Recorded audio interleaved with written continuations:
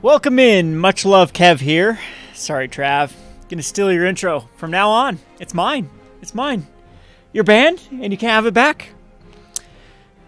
Much love, Kev here. Can't wait till Trav graces us again with his amazing brewer personality.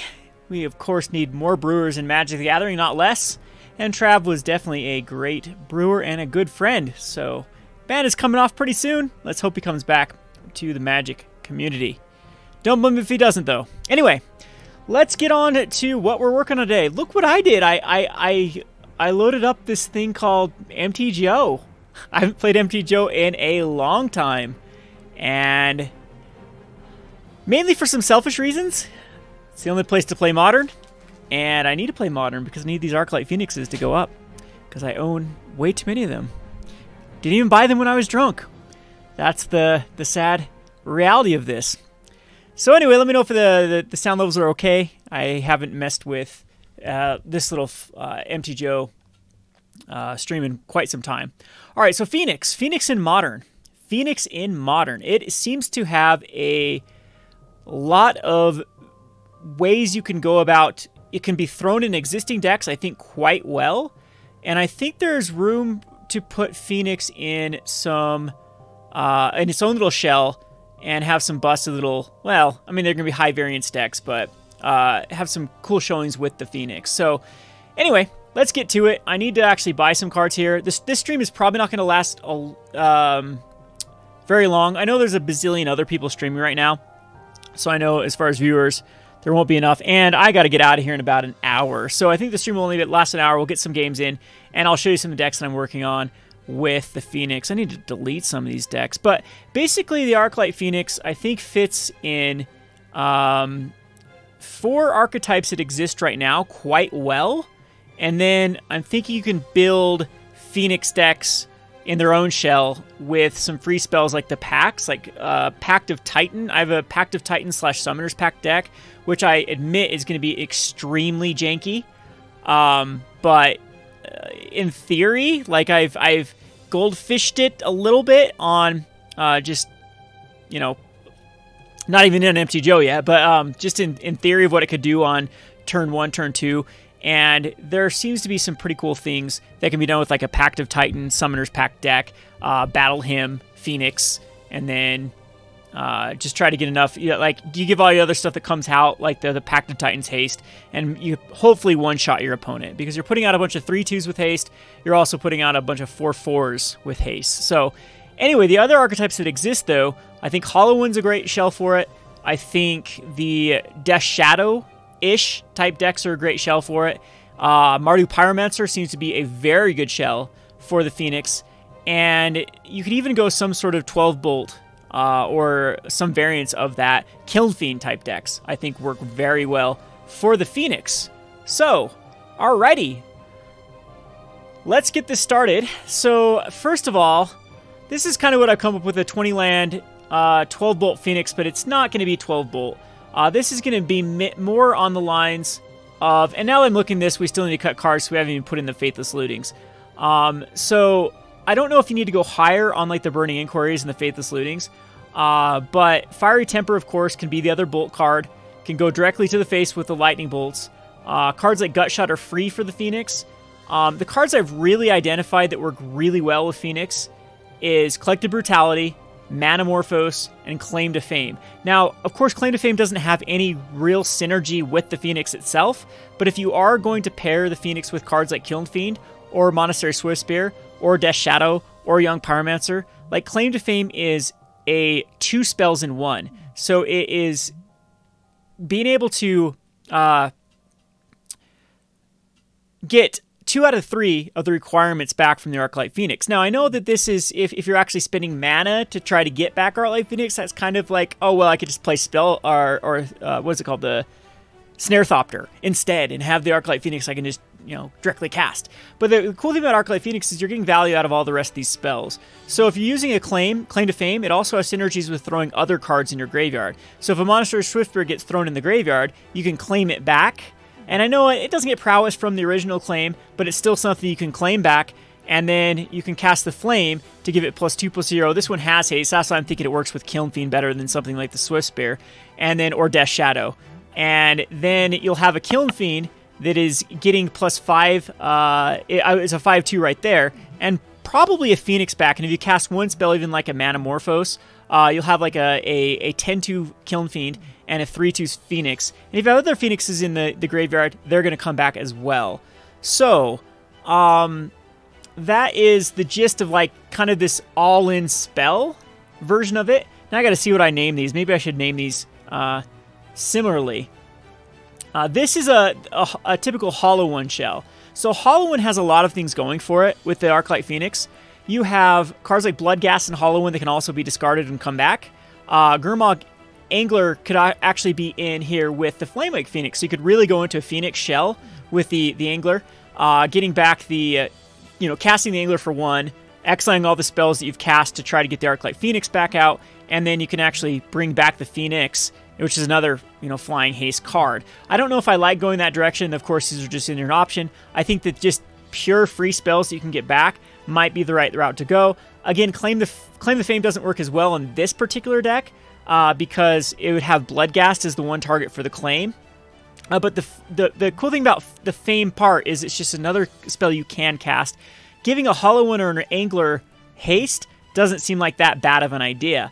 Also, the Flameblade Adept does seem like the perfect card for the Claim Fame, because you get the claim back, you get the Flameblade Adept, and then you can give it +2/+0, and whatever else you discard on that turn could pump it up a little bit. But I don't know. Again, Claim to Fame is just one of those things I'm thinking that split cards work really well, or these, not split cards, Aftermath cards work really well, because you can then, you can just cast 2 things for 1 card. And that is probably going to appease the Arclight Phoenix more than most. So this shell also looks pretty good for the Phoenix. Of course, these don't even have their mana base or anything like that. We don't know what the right numbers are. I think every Phoenix deck is going to want 4 Manamorphose and at least 2 Collective Brutalities. Or, I mean, if you don't go into black, you're going to have a tough time replacing something like Collective Brutality. Then we can go over to the Pyromancer. What did I call this? Oh, joy. I had these decks pre-built, and now I can't find because I, of course, named them completely different. Is this the Battle Hymn deck? Someone is interrupting me. Yeah, I'm interrupting. Is this the Battle Hymn deck? This is not the Battle Hymn deck. I've not actually built that MTGO. That was something I was theorizing while away from the computer. Let's see here. So Yeah, it looks like it didn't save the other one that I was doing, the Mardu Pyromancer. Apologize with... I need to delete a bunch of decks so I can actually find some stuff. But basically, the Mardu Pyromancer, the shell is actually pretty good for the hollow one. I think it might have got saved in standard. Nope. Alright. So we'll figure it out. And you know what's actually... We can go back to some of these Waste Not decks. Like, Karizev's Expertise was another card I thought about that works really well, at least as a sideboard card with Arclight Phoenix. So you take control of one of your opponent's cards, you can then cast another card for free. Right there is two of the requirements. You actually gain control of one of your opponent's cards as well for that turn, and then you just have to cast one more. And you can actually, you can target your own cards with Karizev's Expertise too if you have to. But even going through these, this was what? Wow, this was a weird Waste Not deck with Restore Balance and Wheel of Fate. Wow, it's been a long time since I've actually looked at these particular decks. Another list, though, that I was messing around with the Phoenix is a Mono Red Storm. With the Phoenix, Reforge the Soul, then you'd also run the Past in Flames, and then also the Steamkin. Steamkin is another card that I think is powerful enough for Modern. Once you get the Steamkin out and you start casting a bunch of rituals, it's actually adding one more mana per ritual. So it's effectively doing what the Goblin Electromancer is doing in Mono Red. And it's actually making red mana, which usually isn't the big deal because you're running rituals. But it might give the ability to not even run rituals. And like I was saying in the Pact of Titan deck, it possibly could go in there if you're using Pact of Titans. It adds a mana to the Steamkin, and then you can use that towards casting another spell because you really have to go all in on that turn to win. And that deck will run something like the Burst of Speed. So this was a Waste Not deck of a long time. I'm saying that these sorts of... what in the world's a Leap of Faith doing in here? Anyway, these sort of lists I think are actually worth looking into. Of course, the Waste Not Storm. That was an old school deck like Dream Salvage. Dream Salvage and the Phoenix also seem like they work pretty good.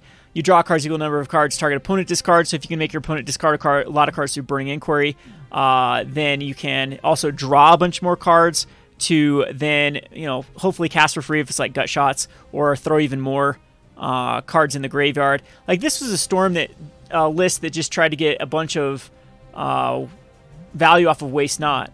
And Phoenixes are going to be a free card. You're never going to cast the Phoenixes. They're going to be something that you're going to get back from the graveyard. And if you can get enough of them in the graveyard, that's a pretty quick renewable resource and a pretty good clock. So I don't know where I like this deck the most. Like I said, it also looks like it works pretty well in the Mardu Pyromancers, and it looks very well in the even Death Shadows type list, even Thing lists, so Blue-Red Thing, and even just a lot of these other tempo-based shells that are running a lot of instant sorceries. It doesn't seem like a bad card to throw the Phoenix in. Even thought about Scred, going into a different version with Scred, with casting like a lot more Lightning Bolts, Screds, those sort of cards. Of course, it wouldn't be something like this.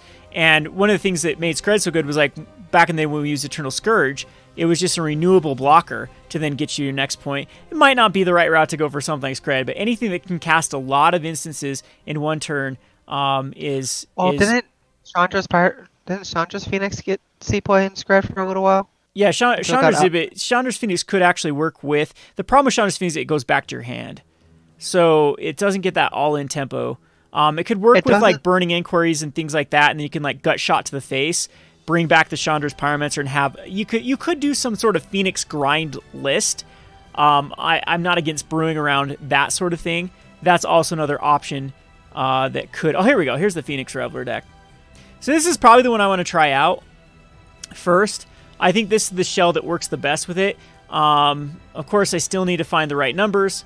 Bolts need to go in here. So Collective Brutality wants to be as high in numbers as possible. You have cards like Lightning Axe that work really well with the Phoenix. You have... Don't you mean Lava Axe? Sorry, if you, you're getting muted. Where's the mute?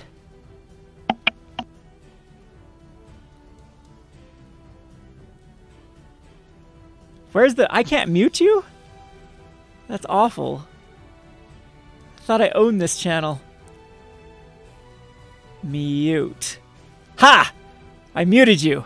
Alright, so, yeah, and I don't even know... Because I think between Faithless Looting and Collective Brutality, I think this, and even Bedlam Rever, that's enough ways to really grind out the Arclight Phoenix, and this is exactly what this deck wants to do. Traditionally, the Mardu Pyromancer decks wanted to be a disruption base, so you're running cards like Thoughtseize Inquisition to rip out your opponent's hand, and then have threats like Young Pyromancer and Bedlam Rever that they can't then deal with. And so I think in a disruption-based shell, the Arclight Phoenix kind of feel like the old-school Pack Rat type. And speaking of Pack Rat, there's another good card that could actually go with the Phoenix. I didn't even think about the Pack Rat. So, remember this good old card? The Phoenix Pack Rat. This is another card that could work with Claim to Fame, where you can discard a card to create a token of copy of Pack Rat, and then you disrupt your opponent down. And, yeah. That's an interesting little shell, too. I still think Lingering Soul is the right route to go. So, like, Pack Rat and any other card that says, as an additional cost, discard a card, I think can go with Phoenix. There are an overabundance of cards that I think can go with the Arclight Phoenix. And I think that the power level's there.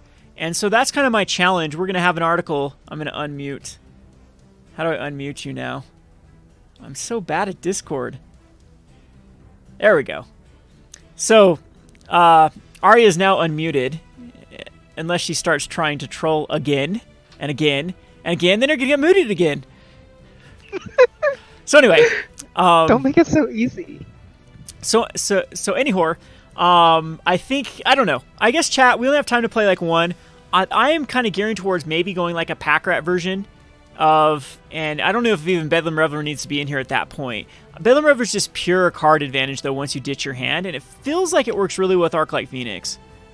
Pack Rat, though, was interesting, because there used to be a, what was that, Deadeye Ale was the deck that people used to call, it was a white-black deck with Thoughtseizes Inquisitions, and it used Pack Rat just to get rid of, like, excess Thoughtseizes Inquisitions or cards they didn't need. And they had cards like Path to Exile, Fatal Push, and Arclight Phoenix just seems a good thing with Collective Brutality to throw away. You eventually cast a couple spells in one turn, you get back the Phoenixes, and, I mean, that's your renewable resource of damage. Is disrupt, Phoenix gets back, and long game, if these Phoenixes don't get Path to Exiled, they're going to come back very aggressively after just a few. That's why I like Claim Fame, because if Claim Fame is like a top deck with Pack Rat, yeah, maybe we'll just do that. Maybe we'll go more into a Deadeye Ale shell. I like that idea. I like Pack Rat. Like, it could even go into Abzan with Lotleth Troll. I mean, it'd be 4-color for sure for the Fame part. I don't know if Young Pyromancer would need to be in here. But like Lotleth Troll, Pack Rat, Phoenix, could be enough creatures. Voyaging Satyr, if you're going to go into Lotleth Troll, you might want to have Voyaging Satyr. And yes, Tasty. Voyaging Satyr for Lotleth Troll? What are you... Why Voyaging Satyr? I don't understand. If you're adding Lotleth Troll, which is a green-black card, you might as well have Voyaging Satyr to help fill up all your Phoenixes. You mean the other Satyr, Satyr Wayfinder? Yeah. Yeah, so that's, yeah, I was like, Voyaging Satyr, are we playing Tooth and Nail here? Yeah, Satyr Wayfinder is good now too, but I mean, there's another interesting little way to go with it, is no, because I don't like to go creatures. You don't want creatures filling up your graveyard. You want spells filling up your graveyard. But why I like Lotleth Trolls, it's a 2-mana spell that you can get back with Claim. So like Arclight Phoenix could even be run, if you're going into the Troll, Lotleth Troll type route, like then the Gravecrawler even works. Like Gravecrawler Claim to Fame works too, but I think we're getting too, like, you want to stay as spell heavy as possible. That's why it's almost leaning me towards Hollow One rather than this Collective Brutality. So, I don't know, chat. Do you want to go? We can go kind of this Deadeye Ale route that splashes red. Because we do need to splash red for Manamorphose / Claim to Fame if you go that route. Because they run like Tidehollow Sculler too, to really disrupt. And again, I don't know if there's probably not enough room for Collective Brutality and that. But this sort of disruption route, I do like. I think there's room for it.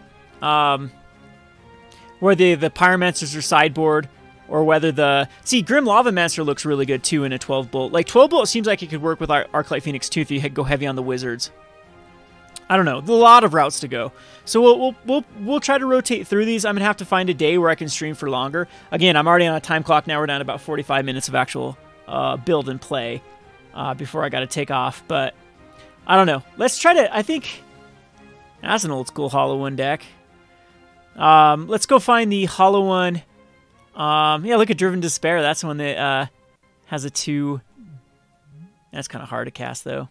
Some of these Aftermath cards do seem interesting. If there's some that have a low cost. Hollow Phoenix. I think this is the one that I like the most. And I'm not going to go the Angler route or the Phoenix route, I think, with it for this one. Like Goblin Lore, Faithless Looting, Flameblade Adept with 2 claim. Is it worth it for Claim to Fame at that point? And even going Flameblade Adept. Like, do we need another... We probably do need some more aggression with the deck, and Flameblade Adept, of course, does give us that. But I don't know if Claim to Fame, more than just like a one of... it probably isn't worth it. I just like the top deck potential of this.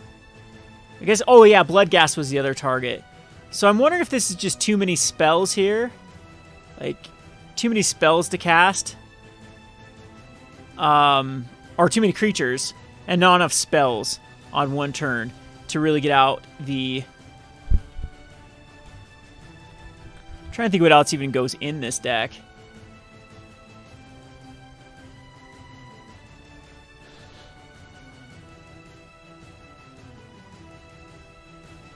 I think Flameblade Adept would be ideal in this deck. Fiery Temper could be the other card. Faithless Looting, Burning Core, Goblin Lore is going to get the Arclight Phoenix in the graveyard. Same with Collective Brutality if we end up putting a lot of Collective Brutalities in here. Insult to Injury? What does that even do? What is Insult to Injury? It's been forever since I... 3 and 3 is the problem with Insult to Injury. You can get the injury part off of it, but I think that's a little too slow where we want to go with the card. Riftbolt is this. Riftbolt's actually very, very interesting for yeah, Riftbolt's actually good for like if you want to go for a turn 4 all in. I would say because turn 1 you probably need to set up with like a Swift Spear or some sort of 1-drop that's gonna get some value later on, and then turn 2 same thing. You're probably gonna use, or even turn 1 you do like Faithless Looting, and then turn 2 you do a couple other discard base cards. Riftbolt would be like a turn 3, and that could like set up like suspend all the Riftbolts you have, and then the turn 4 you'll allow your suspend triggers to hit, and then cast a bunch of other spells to get back the Arclight Phoenix. Like that's how I would build it. Like it could possibly be a turn 2 where you suspend like 2 Riftbolts, but you probably won't have enough Phoenixes in the graveyard at that point. But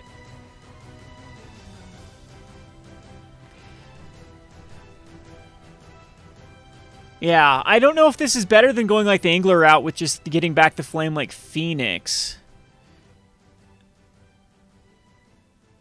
I've seen some pretty crazy draws with that sort of list too. Huh. So typically don't Hollow One decks run even like 18 lands? It's like insanely low, or is it still 20 they run? Like, we could try this. We have 1, 2, 3, so 4, 8, 12, 16, 20, 24. Oh, man, I don't want to buy all the fetch lands for this stupid deck.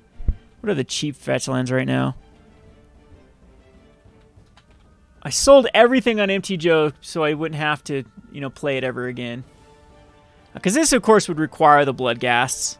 I'm not sure Bloodghasts are like... I mean, Arclight Phoenix and Bloodghast kind of do the same job. But Bloodghast is a card that continues to come back. Like, do you know what? Bloodghast is interesting with cards you can then sacrifice to do something. Or if there's like a sacrifice draw cards type. I know there is, like, Black, of course, has some sacrifice draw potential. Sacrifice draw discard would be the best.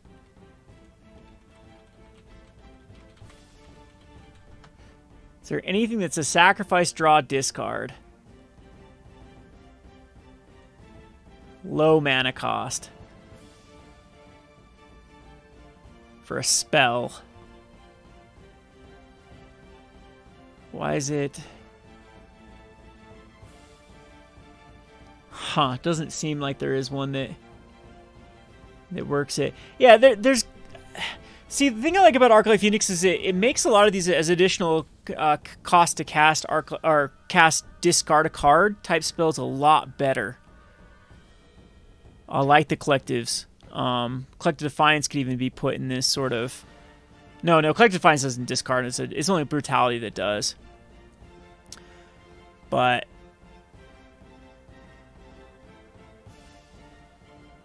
Well, the Neonate's just a creature. That's the problem with the Neonate. I do like the idea of the Neonate. Neonate works better with, like, of course, Vengevine. Hollow and Vengevine type decks. But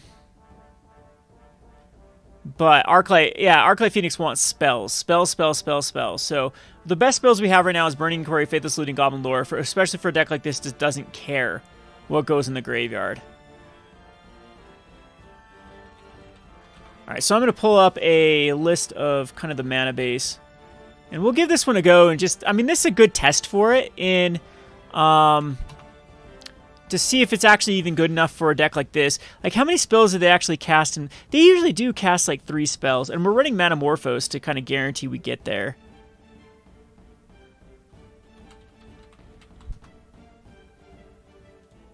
Still thinking I like this in, like, a Deadeye Ale or a Mardu Pyromancer type list. Just the renewable resource of the Arclight Phoenix over and over and over again.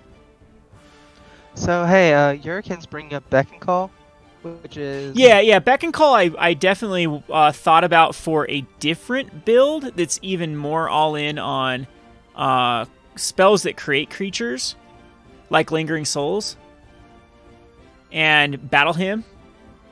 That's the Pact of the Titan as well.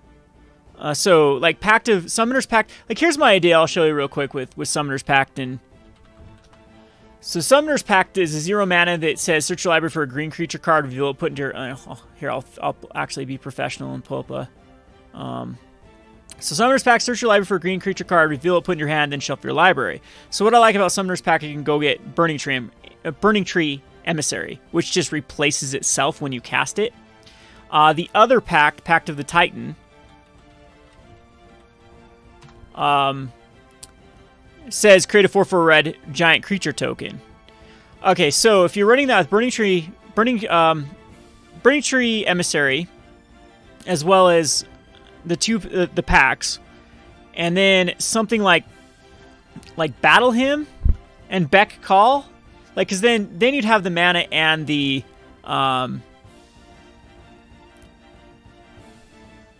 creatures. So you're getting a draw off Beck Call for each one of the zeros, and then you can get Battle Hymn. But again, that is kind of awkward.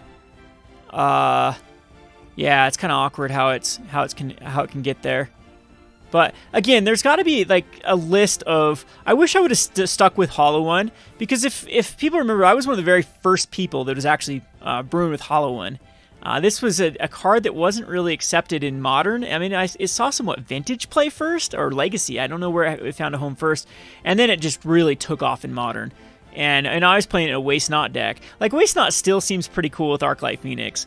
Like, Waste Not, Burning Inquiry, and other ways to... The Dark Deal. Dark Deal is a good one that could run with Arclight Phoenix. And because then you're getting a lot of draw off Waste Not. And then it also doesn't make a lot of your stuff seem that bad. With, like, Arclight Phoenix, all I have to do is cast a couple cards to get it back. But that's another... Yeah. I mean, we're really stretching here. I think to really see the power of Arclight Phoenix, I think this is where...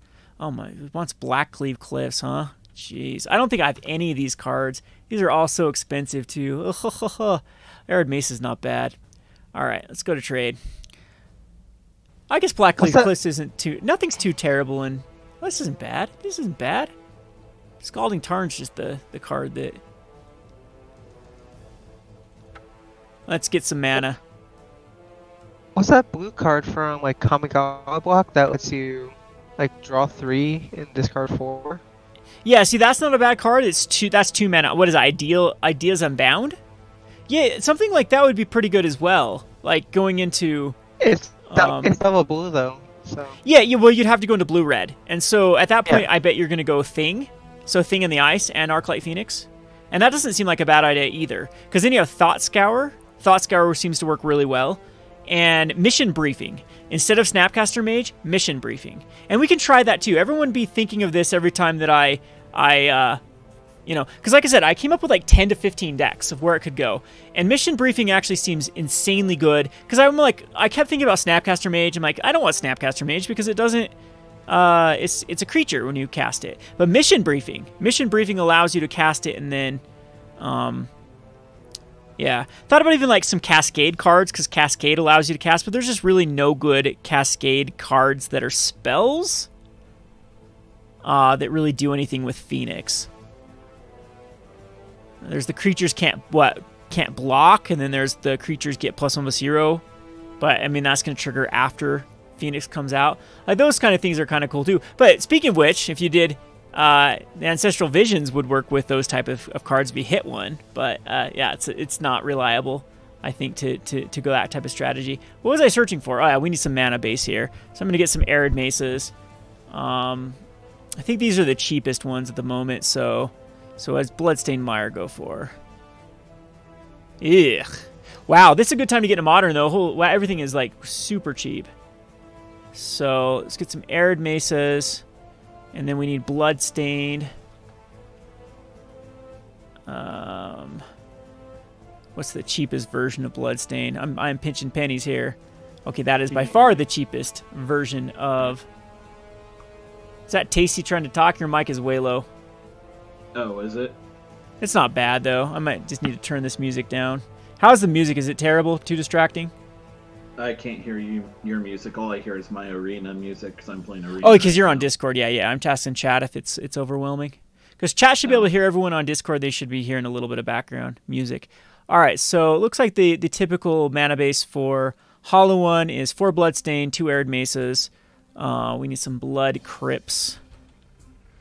Yeah, I really like Phoenix and Death Shadow as well. I think that's I mean, it hurts to get rid of Gitaxian Probe, but it's pretty cool too with like Traverse the Ulvenwald. That you can traverse 4 Phoenix to then throw in the graveyard. That seems pretty good to me.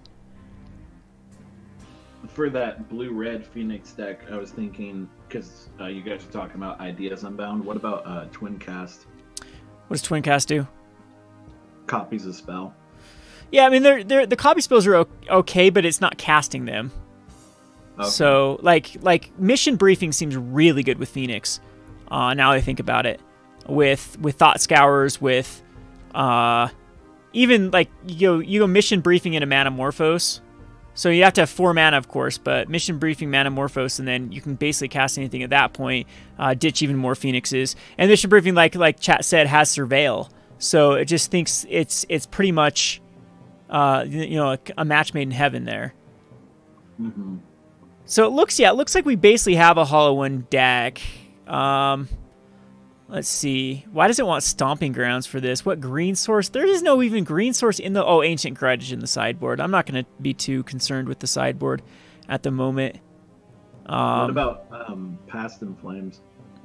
Yeah, so you can go... I said we like a Runaway Steamkin version looked kind of cool, or even a Goblin Electromancer to use Phoenix, but at that point, I think you're too all in on the graveyard. What I like about Hollow One, and I like about Mardu Pyromancer, is they can't effectively just say, okay, I'm going to shut your graveyard down, because they still have to deal with cards that are getting value without going to the graveyard.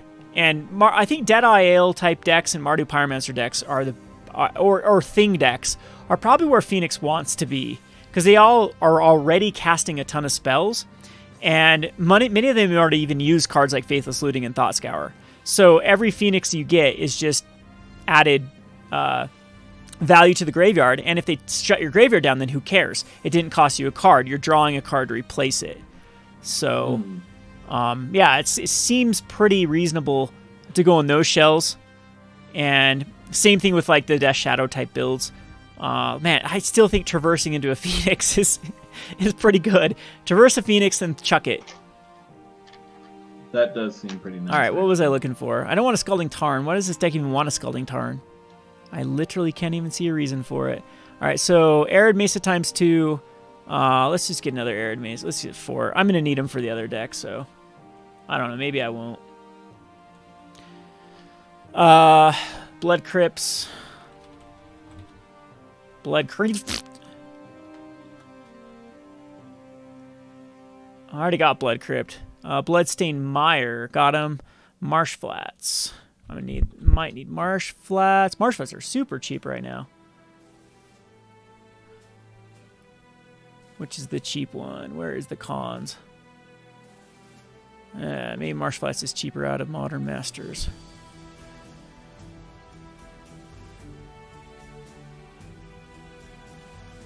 But anyway, for standard is getting kind of mad with Phoenix. So aggressive right now. I think I'd have to go more of a control list than what I was playing with the... Why is there none available for the Marsh Flats I want? Well, that's just a shame. We're going to have to find another vendor. The price difference is insane between these. It's going to be a ticket cheaper to get the... Oh, no. Never mind. It is this one. It's a ticket cheaper for these ones. I don't think we need 4. But I don't know how many my other lists are going to use. Well, might as well buy into Modern right now. Everything's going to go back up. It's so funny how it does this every time. And then we see a swamp. I don't even need a stomping grounds. Mountain, plain, or just mountain and stomping grounds is all I need. Or mountain and swamp. All right, and Blackcleave Cliffs. Okay, Blackcleave. I'll get black. We'll probably use Blackcleaves in a lot of lists. Oh boy, that is a lot of money.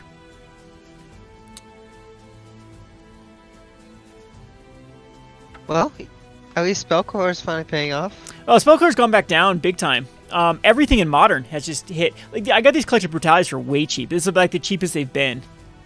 All right, so we just need to add some Blood Crypts. And this is, of course, just the online market. Yeah, well, yeah. Just the online market, because what ends up happening is people get, like, Standard is new and fresh, so they sell their Modern decks. And then... I don't think I needed this many Marsh Flats. I think it's bottom. So Blood Crypt, Blackcleave is a 4 of. Then we have Mountain. Where the hell is the Mountain? Says it's a 3 of. And Swamp.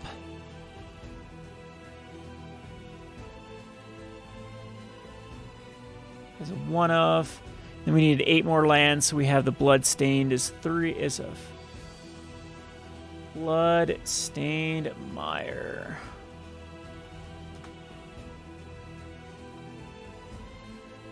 And then we have the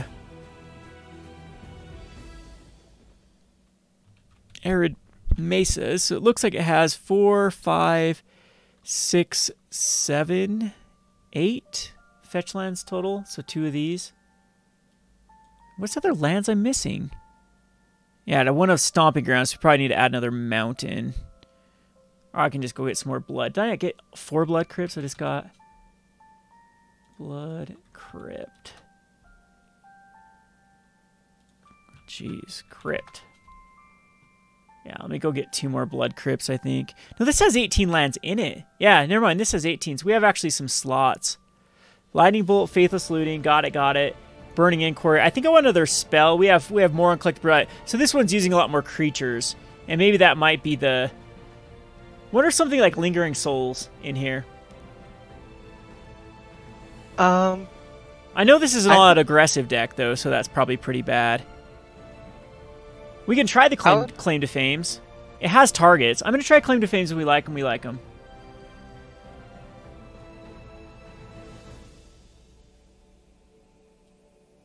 But it feels like I don't have enough targets for fetch lands.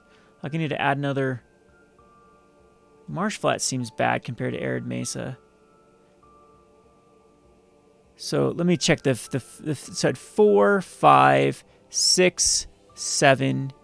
Yeah, it does have 8 fetch lands, and that's what we're running is 8. We can fetch 2 Bloodstains and Mountains. Yeah, we could definitely run out of.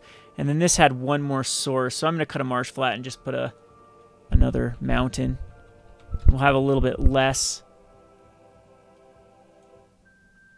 But this gives us the exact many red sources we can fetch for. All right, that's fine. All right, so I think this will work. I'm not too... I need to get a Flameblade Adept. Go back over here. Hey, the life mentions chance for glory. You know that Boros take an extra turn? Yeah. That would actually wouldn't be too shabby. Something like mission briefing. You throw it in the graveyard. I don't know. Yeah, I guess once you've got the Phoenixes established, it could go for lethal. What was I looking for? Flameblade.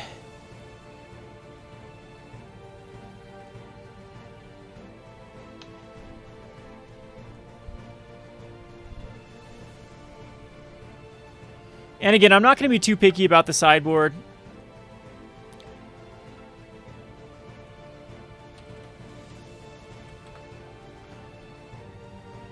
Oh, we just need to update. I think the sideboard would be something like... This one has a lot of Ley Lines of the Void. Grim Lavamancer, Thoughtseize. That sort of stuff.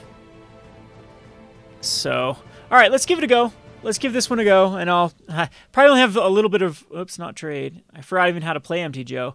Let's just go into the garbage queue. So, don't want to spend... Constructed, open play, tournament practice, deck required is standard, or format required is modern, deck required is Hollow Phoenix. See, I sold everything out except for Soul Sisters. And then we'll see if we can find... Let's host new match. What'd I do here? Hollow one, 25 minutes, one-on-one, tournament practice, modern. That should work, right? That should work. Someone can queue up and you can actually watch in a... Man, I have not played MTGO in so long. Alright, yes, we like to play first. And a lot of these games might just go out as a hollow one based... Geez, do we wait till turn 2 for this? Because we can Faithless Looting. I'm not a good hollow one player. Isn't it? Aren't you supposed to go for... So, we have... No, I think we just go for it here to go. I don't think we go for the discard 3. I think we... It's Faithless Looting here, right? Yeah, yeah. And then you throw away the Bloodghast and the Phoenix. Phoenix. Yeah, you got your sequencing, right? And then... So you got a Goblin Lore. Yeah, we got a Goblin Lore, and the thing is, like I don't know, Phoenix might be hard to cast without the Manamorphose in this deck. So, like I said, it might not be the right play for it. So, Beaumont, so we're going against 12 Bolt. It could be 12 Bolt. It does have Beaumont.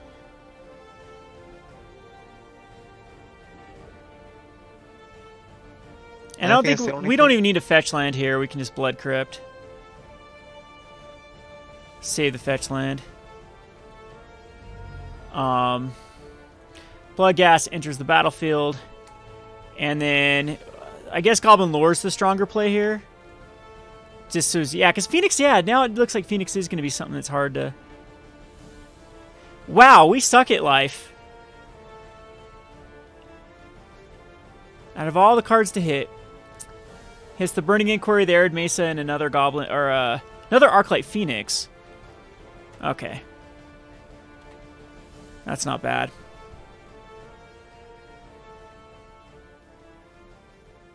William, I have no clue if Desolator's streaming or not. I do not watch Desolator's content. I have no point to watching Desolator's content. The guy has nothing of value to give to the MTG community. And everyone watches Desolator's Magic. I don't know why you watch Desolator's Magic. He's wrong about everything. Doesn't research one damn topic and just spews things off. It's pointless to watch. So, ugh. I know, it used to be Tasty that didn't like the guy. I'm like, he's not that bad. And then I'm like, yeah, he is. Yeah, apparently, because Zach showed me went on a rant about how Lyra is a terrible card.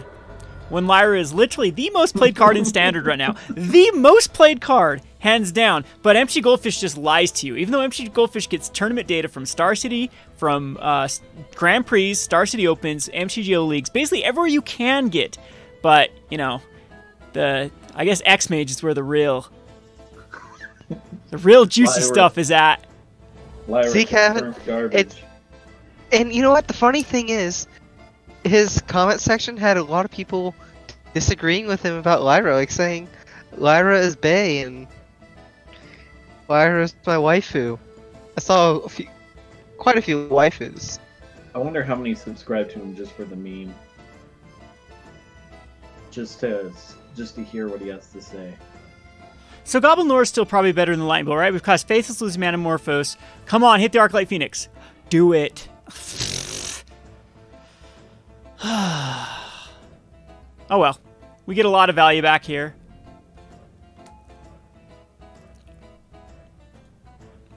Oh, why did I discard my hollow ones? Whoops. I'm a terrible player and didn't even realize that I was discarding hollow ones. I was thinking hollow ones were phoenixes. See, you guys got me going on Desolator Magic and then I don't even remember what the hell I'm doing. I would have had 3 hollow ones there and I think we would have won this game. Wow. So that was my entire I was hoping for hollow ones on the Goblin Lore. I could have cast it for free the other one either. I am just okay. All right. So that was completely my bad. Thing is, I think we still won this game though. Kevin, apologize to your opponent. I'm gonna apologize to my opponent and apologize for to my stream. You guys know how to trigger me and get me off of like what the hell I'm doing. Just talk about Desolator Magic. That's definitely not my safe word. It's my trigger word. Yeah, I know, Lucky. Lucky, I was thinking the hollow one needed to go to the graveyard to come back. I'm thinking Phoenix in my mind. And, yeah. The thing is, I think we still got this next turn. Yeah, we do. Our opponent can't kill us, and we won. So Phoenix actually does seem pretty good in this deck. It seems insane, actually. If you can get that third spell. So unfortunately, I can't discard a Phoenix here. We could actually just cast the Phoenix. No, we can't quite win. But we have Bolt, and we almost have Faithless Looting. If we had a Manamorphose, we could go Manamorphose, Faithless Looting, Bolt, get back this Phoenix, but that's not going to work. So I'm just going to attack in. And my opponent can Bolt a Arclight Phoenix and survive. And then do we die on the backswing, though? I have a Flameblade Adept too. Yeah, my opponent can actually survive here. And if there is a bolt on one of my Phoenixes, then my opponent's probably... Nope, okay. So, we'll just... Lightning Bolt. Yeah, we still had it because it was 3, 6, 7, 8. I wasn't even counting the Bloodghast in there. So even with my insanely terrible punting, where I'm thinking Hollow One needs to go to the graveyard when I had the God draw. All right, well, at least you can watch me for the memes. We have no sideboard because I have a Grimlock Angler and a... what even running? Did you want to be kind of cool with this, though, is Gnaw the Bone against these. I don't think you have to really have a good sideboard versus Burn, though. I think Burn's just too slow to race Hollow One.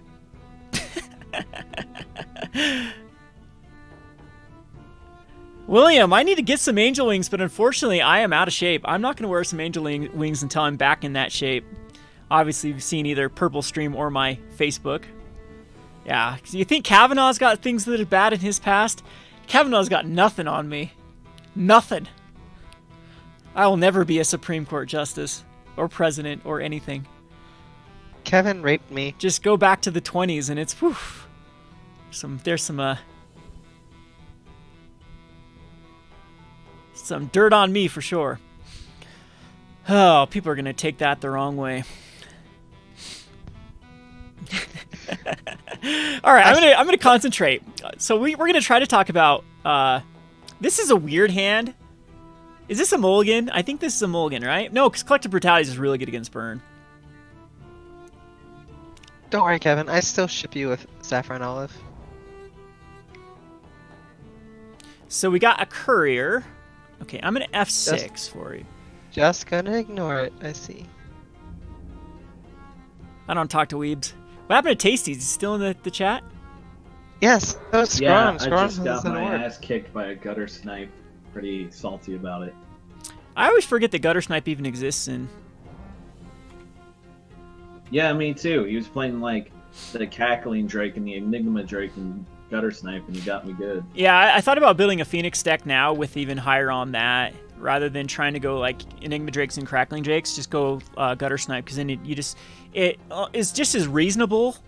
I know the Enigma Drake can come out after you've cast all your spells, but it seems like after turn 3 is where we're really trying to cast all of our spells. And getting 6 damage in is often like, that's like 2 Phoenixes coming out. So Gutter Snipe basically does what 2 Phoenixes do. All right, so I think I'm still going to... I can't stop drawing lands. I think what we're going to do is... we could go for Manamorphose. Yeah, we're going to go for it here. This might be a mistake.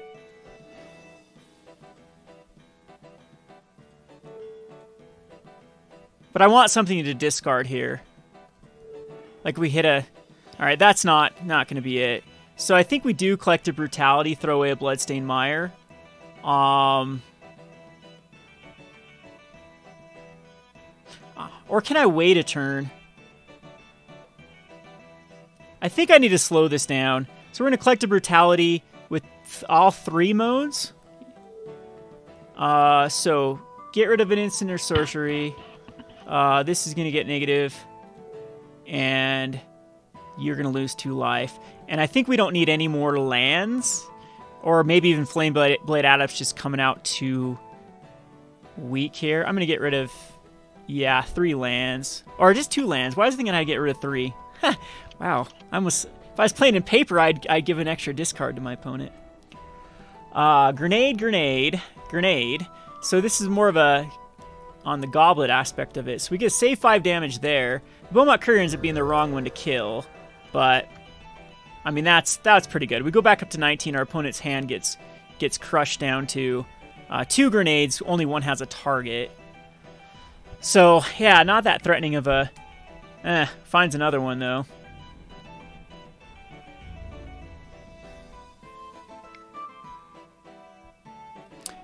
And what do we see on top? A lightning bolt. So that's going to be good. Grenade is sorcery speed, so we can actually just kill Goblin Guide here. And I don't think... my opponent has what? Grenade still in hand? Yeah, I had triple grenades. So kind of interesting list by my opponent. We'll put out an Adept.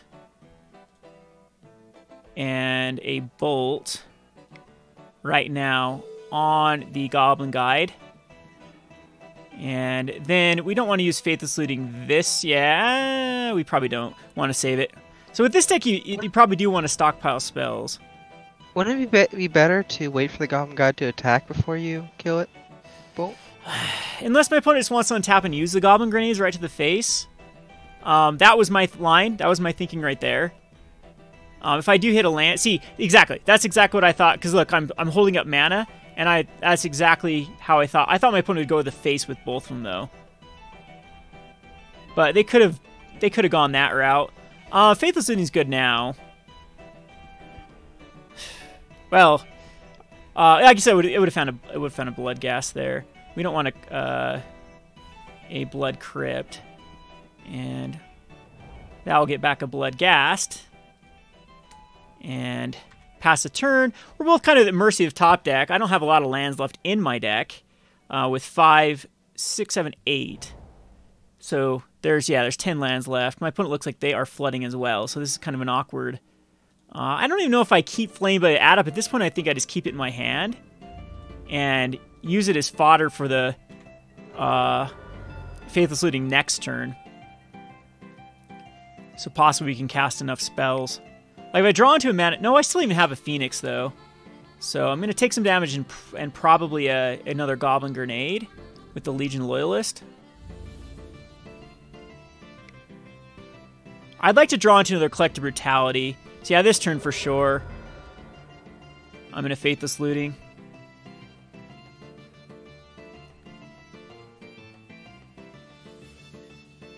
Alright. So this gives us some good options. It gives us a good option called a land because, you know, those are awesome. We're in desperate need of them right now. Faithless Looting. Oh boy. Oh boy. I'll keep what the swamp here-ish. So I guess I should have cast Flameblade just to give some aggression, but I think we go for Hollow One here anyway. So we'll get rid of, I mean, Arid Mesa does have targets left. Maybe I want to thin out. Yeah, that's fine. Probably gonna end up discarding it anyway. And I'm not going to discard the Hollow One, everyone. I'm going to keep it in my hand. I wonder if I discard the Flameblade Adept, though. No, it's still better than these two lands. Hey, and look, I did it correctly. And we'll go ahead and attack in with the Bloodghast. Achievement unlocked. I'll drink to that. Congratulations, Kevin. So everyone, we used Hollow One correctly. I didn't throw it away. Didn't think it was a Phoenix that came back when I discarded, what, 3 cards? That'd be kind of a cool card. Hey, if you discarded 3 cards this turn, bring back a card from your graveyard. So Oh, Kevin, that'd be completely broken with Burning Inquiry. So Goblin Guide, yep, Grenade on the Legion Loyalist. Goblin Guide is not a, I mean, we have a more reasonable threat right now than the Goblin. And we have a Manamorphose coming up, which I don't know if I wait a turn for the Manamorphose. We could go Manamorphose into Faithless Looting, though, and see if we can maybe string a Phoenix along for the ride. Or, yeah, this is tough to either wait a turn or just fire it off. At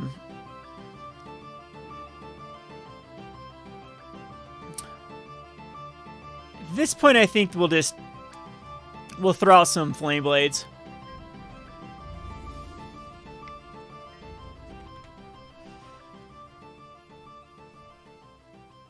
But, I mean, 37 cards down, we found 1 Hollow One and 1, and our Flame Blade's late. This was kind of an awkward draw. So, good news is I think this deck is definitely capable of 5-0ing. It's quick.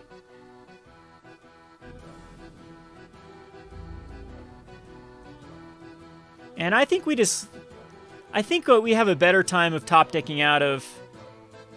No, I'm actually going to make the double block here if we know a Flameblade Adept's coming up. This just really takes the win from the sails of my opponents. Have to make pirate references when I'm wins from the sails. Yar. Yar, yep.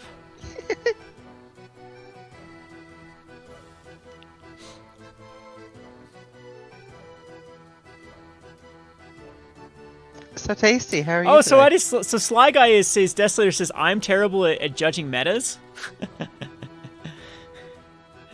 Ay, ay, ay. Be nice. No being nice. I'm sticking Tasty back on. Oh, yeah. What? Huh? Tasty, be mean and Kevin instead. He's got to be the copper cab of the YouTube community. Like, I cannot tell if Desolator is really that dumb or if he's just a genius at trolling us. And I really can't tell. It's copper. It's the copper cab of the Magic community. I feel like we're being trolled. Because, you know, that Champion of Ronus, ooh boy. Champion of Ronus is going to get us. Best card ever. Can't believe they'd create such a broken card like that. Har har. Hollow One is pretty bad now at this point. Faithless Looting is almost a win here, though, correct?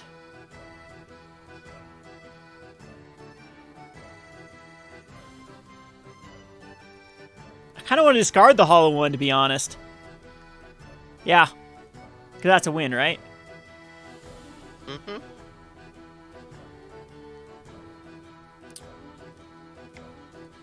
So we can draw Faithless Lootings. Almost had the flashback for the Phoenix. Again, I don't know how well I feel about the Phoenix in this. We'll play one more. My opponent said they drew 6 lands, so did we. We did, but we had Faithless Looting to get out of it. All right, so we'll host a match.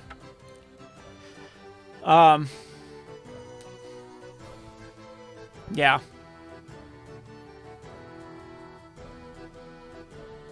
Oh, I'm just projecting what cards to invest in? Do you know what? I'm probably, like, my Market Mondays are geared towards trade value. So selling is a losing proposition in Magic the Gathering. So here's the reality of selling Magic the Gathering cards if everyone's actually done that. If you try to go through a platform like eBay or Amazon, you're getting at least 15% plus cut off the top of your whatever you're selling. And then you have to compete at, in my opinion, an unreasonable rate. So you're not going to be able to compete at TCG mid. You're going to be competing a little bit lower if you want those cards to sell. So that's proposition A, is going through something like eBay or Amazon. TCG Player is an absolute cluster or garbage dump right now with the fees. The fees are awful on TCG Player. You're looking at least 11.5% minimum fees. And then again, if you want to compete, all of the outlets that they've made it for you to compete are terrible. Like we started going through TCG Player Direct and then figured out they're charging us 80 or 78 cents per sale for using their Direct. I mean, Direct was supposed to save you money just on shipping. So it's like, it is impossible to sell, like, to make any sort of profit off Magic unless you're looking at $8, $9 cards plus. So a lot of the cards that I say is like you're looking for these for either rebuy listing back to a company, which again, they have to double up or triple up before you can do so, or use them as trade. And so if people think I'm making these big bucks off of MTG Finance and trying to hype up cards, yeah, I've done that with Null Chamber, but that was a meme for a reason. All right, so here, what do we do? Do I wait a turn? I kind of want to wait a turn. It worked, though. It worked. I guess Burning Inquiry is fine, though, just to cast it off. Well, do you know what? I didn't really have anything to do with Null Chamber. The reason why Null Chamber went up was because of the command zone. Command cast.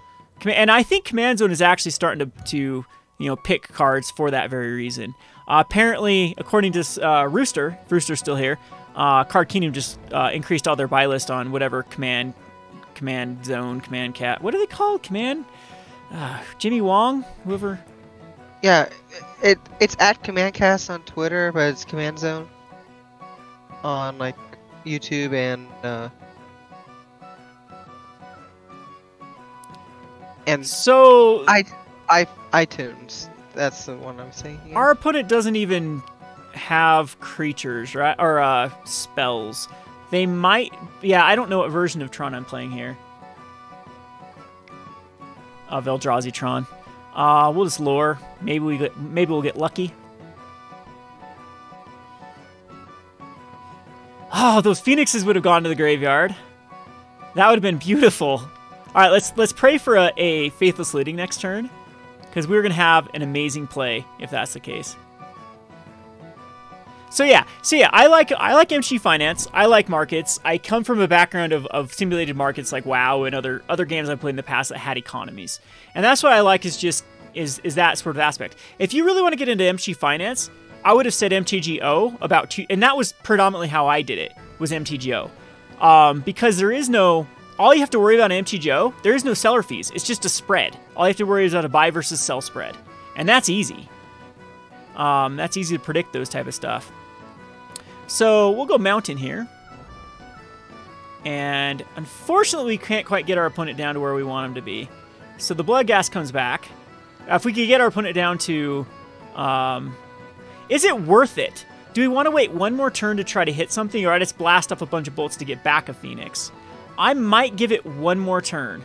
What can my opponent do next turn with a tower? They can go Thought-Knot Seer. That could hurt. But I could go Bolt, Bolt, Bolt. Get back a Phoenix. Oh, but this is so much better if I hold back and hit one spell. Because then we have a huge turn. But if we get Thought-Knot Seared, we lose an Arclight Phoenix. My opponent probably would have done a Phoenix, though, last turn, correct? I'm going to pass it up and wait one more turn to really try to do a big play. I agree with that. I'm thinking Reality Smasher's coming down next turn. So you have 1, 2, 3, 4, 5. 6 mana could be... Okay, now they have 7 mana, so they could put out the one that does damage. You know, the one that does damage. It looks like a Reality Smasher's coming down. Okay, so the Rally Smasher's good here. Opponent decides to be aggressive. I don't know if that's the right call or not. Horrible card, this Arclight. I know, when you can't get it out of your hand in a deck that just discards it. Alright, so let's hope for Faithless Looting here. What is up with the mana today? This is an 18-land deck, and we're at 8. We have 10 more in the entire deck. So the thing is, I can just throw out an Arclight Phoenix now. Our opponent can dismember it, or I could leave it back to block.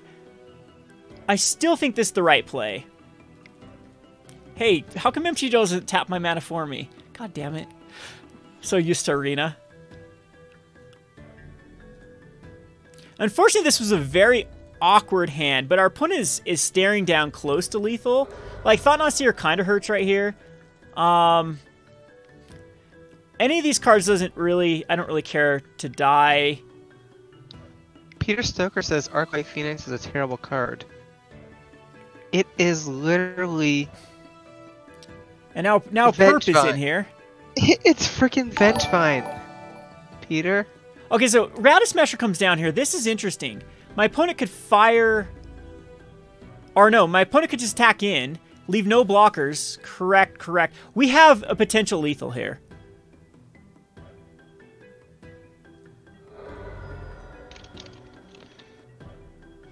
So, hey look, Fire Phoenix, we're playing your card.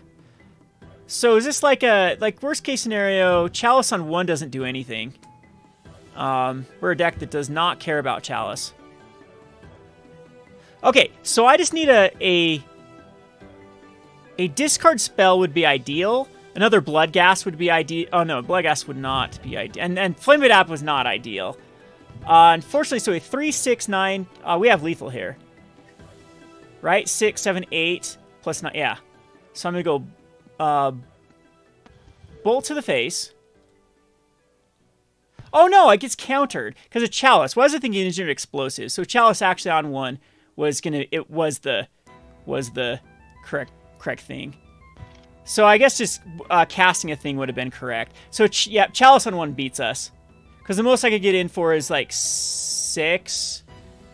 So I should have just cast an Arclight Phoenix, got in for 2. Had a blocker back, went down. No, we'd go down to lethal. So that Chalice did it. All right. I think that was engineered explosives. See, this is how rusty I am with Modern. As I think of that as engineered. That was some pretty bad draws there though. So I guess I should have shot off the lightning bolts that time.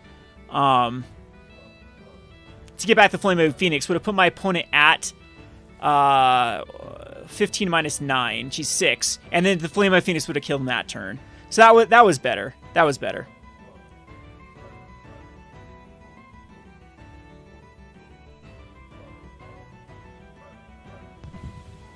Read my chat. Now what did I miss? I've missed some stuff. You missed a lot of stuff. Oh, wow. I missed a whole hell of stuff. See, the thing is, I'm going to read chat, and I'm going to think Hollowin's an Arclight Phoenix again, and I'm going to ditch it. That's okay.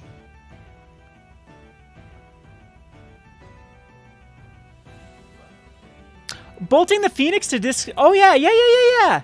Poster, that wouldn't have been a bad idea. See, this is why you should be playing and not me.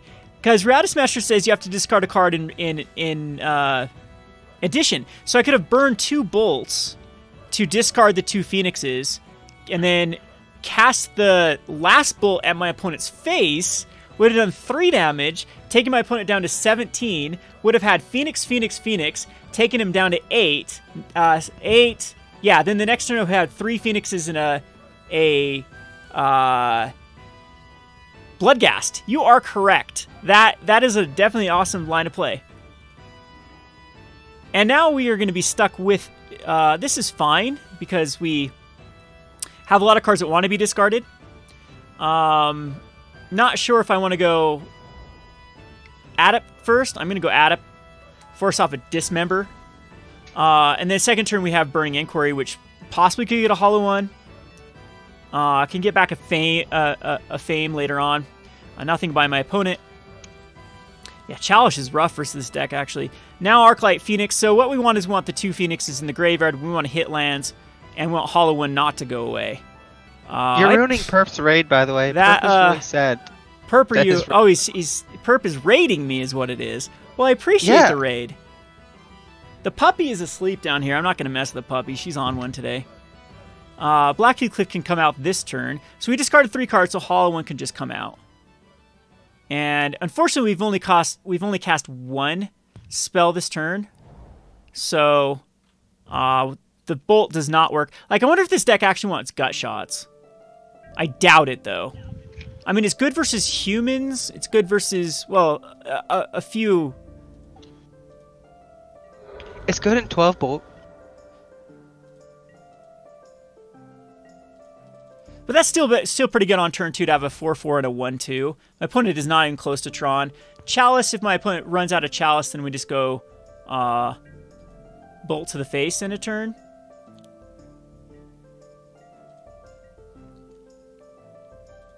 Stop wasting my money.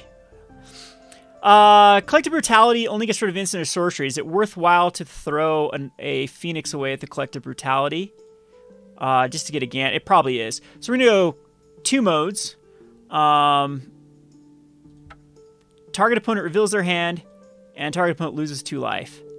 Here and here. And then we're going to discard a Phoenix, which gives us Flameblade Adept going up plus 2 damage. Oh, that's because, yes, I get it now, Chris, what you're saying. You're saying to stop wasting my... Because I talked about how I ethically couldn't support MTGO. You're right, I'm a hypocrite. We get it. So, and there was a Warping Whale. So what does our opponent have? We has Thought-Knot Seer, which is a turn away, and a Warping Whale, Walking Ballista. Okay. That's not that threatening. Phoenix is just always, like, almost on the verge of casting. That's the Manamorphoses. They're kind of awkward.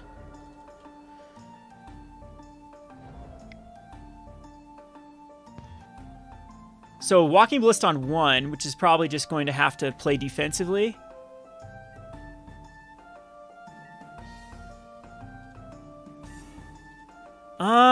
Claim to Fame almost works here.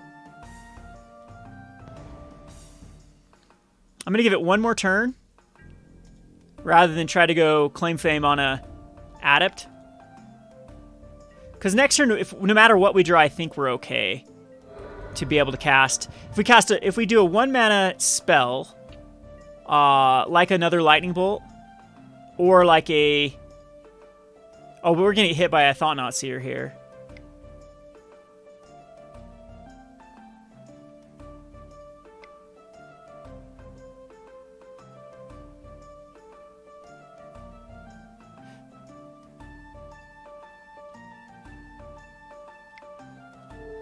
I'd rather have the Claim to Fame just get... I guess we could have gone Claim and then Fame on the Hollow One last turn. Yeah, we'll just go to the face. That hurts. Our opponent does get a block with the Thought-Knot Seer. I mean, we can just top deck into a Bolt.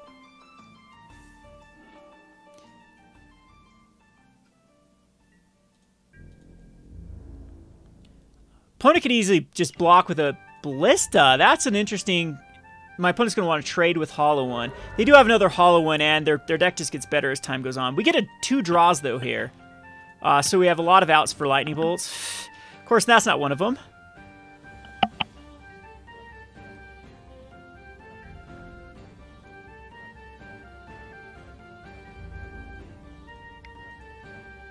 So Thought-Knot Seer has to trade.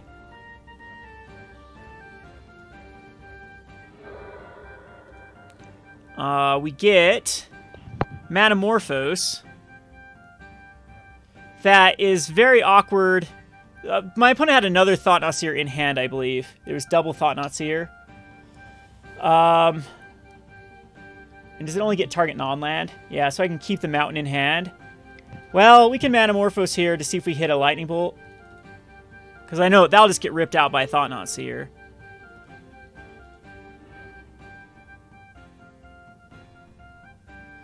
Unfortunately, I think it's worthwhile just to play the land. And the Arclight Phoenix. This means my opponent probably has to pump up the Ballista now. Because the Warping Whale was ripped out. I mean, there's a lot of things my opponent can draw. But Thought-Knot Seer, of course, is dead at this point. It's probably just pump the Ballista up and kill the Arclight Phoenix. And then that still puts my opponent at a pretty... Like, a Flameblade Adept wins, a Bloodghast wins? No, not quite. Bloodghast doesn't quite win. It goes to 2. That's interesting, putting out 2 Walking Ballistas. Because he has to kill both of them. I don't understand. I really don't understand that play. Burning Inquiry is just bad at the moment. Because there's no way we can just... Yeah, but if I don't cast it... Like, Burning Inquiry draws it, it doesn't do anything. I can maybe cast a hollow one. So, I'll keep it.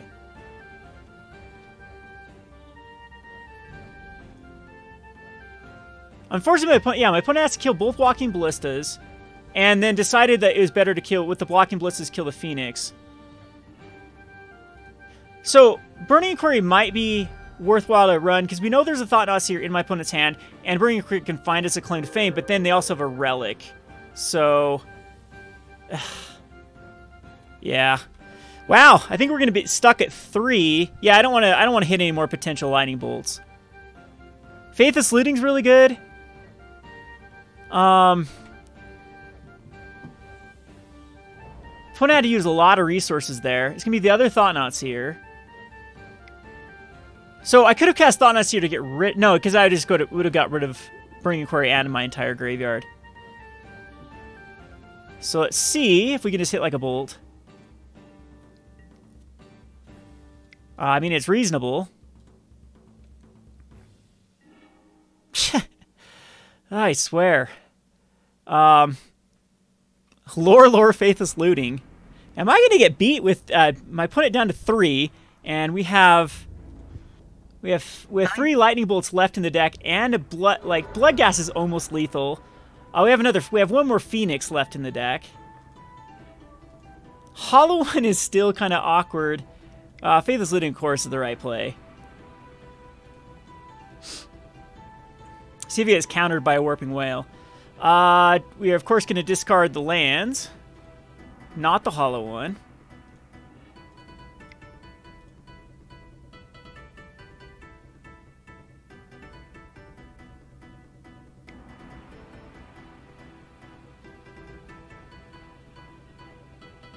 That one gets Warping Whale, because my opponent can just top deck the last Warping Whale, right?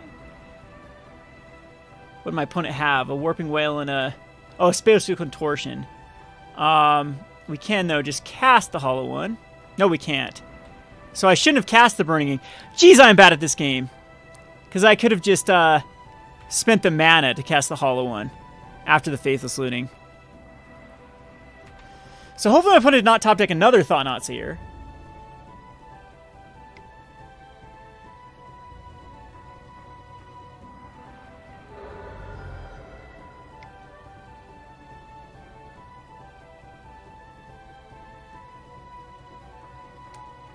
Ooh, boy. Walking Ballista. And okay. That works. We do get the last bolt.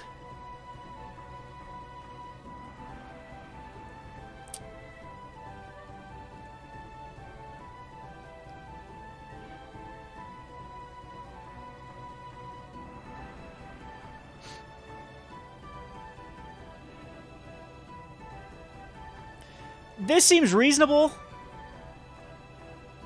We'll just start off with our good old Flameblade Adept. No discard cards, though, is the problem. Opponent starts with a Temple. That's, of course, one of the more threatening. We could get turn 2 Thought-Knot Seered. And another land. Ugh. Okay, so lead off with a Mountain is fine, unless I want to thin out. I mean, how... thinning out's not even that statistically irrelevant. So no Faithless Looting, no Burning Inquiry, no Faithless Looting, no Goblin Lore in opening hand. So I guess Kevin, we're not... how are you doing? We're not too... someone's getting muted. Get muted. You have a fan asking you how you're doing. And I'm playing a game.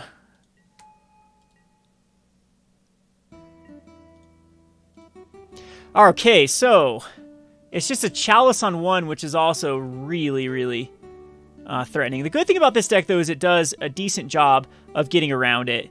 And we can still cast cards to cast Phoenixes. So I'm going to go with a Bloodstained Mire. Go get a Blood Crypt is fine. Or just, yeah, Blood Crypt. And shock ourselves. And then get a Goblin Lore.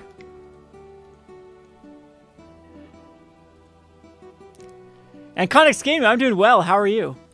Look, I can get to chat eventually. You don't have to interrupt me in my train of thought.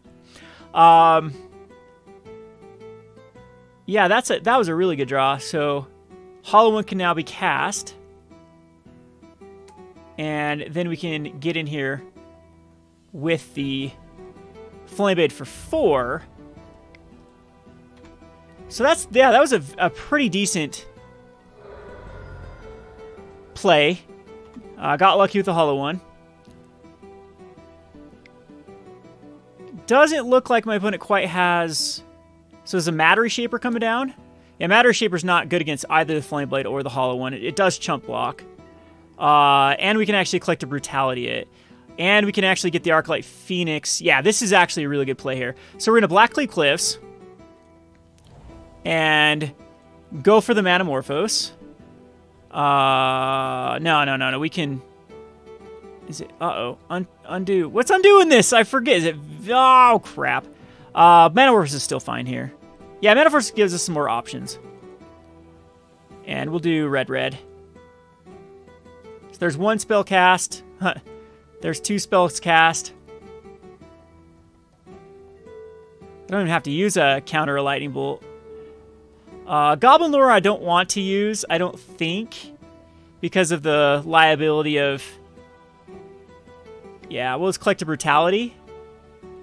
All 3 modes is fine, because we can just discard the land.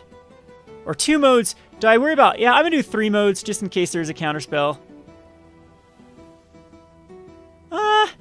2 modes is probably correct. Now we'll do 3 modes. Alright, so... Here, and here. And... use that mana. We're going to discard the Arclight Phoenix, and most likely just the Bolt, since we can't even really do anything with it. Arid Mesa can at least get back like a Bloodghast if we need to. That does pump up our... So Matter Shaper's going to be able to... Alright, lots of targets. I don't think All Is Dust is anywhere near. Warping Whale is the one I think is the most threatening, other than the Spatial Contortion can deal with the... Flameblade Adept. So I think I'm going to take the Spatial Contortion, because the Menace just might get us there. This does draw our opponent, or no, this can actually put something in with the Matter Shaper if they get lucky. Chalice, though, was a very bad card with the Matter Shaper. And now we can go to the combat, which brings back the Phoenixes, or just the Phoenix. And we can attack in.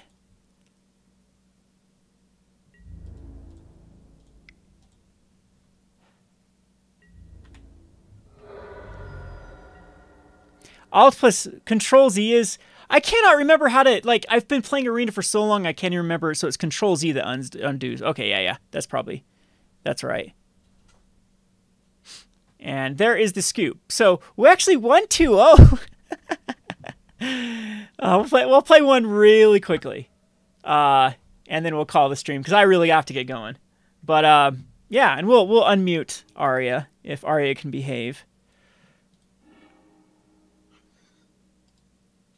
How's Scrawn doing? I haven't even heard anything from Scrawn. I never mute Scrawn, because Scrawn's just...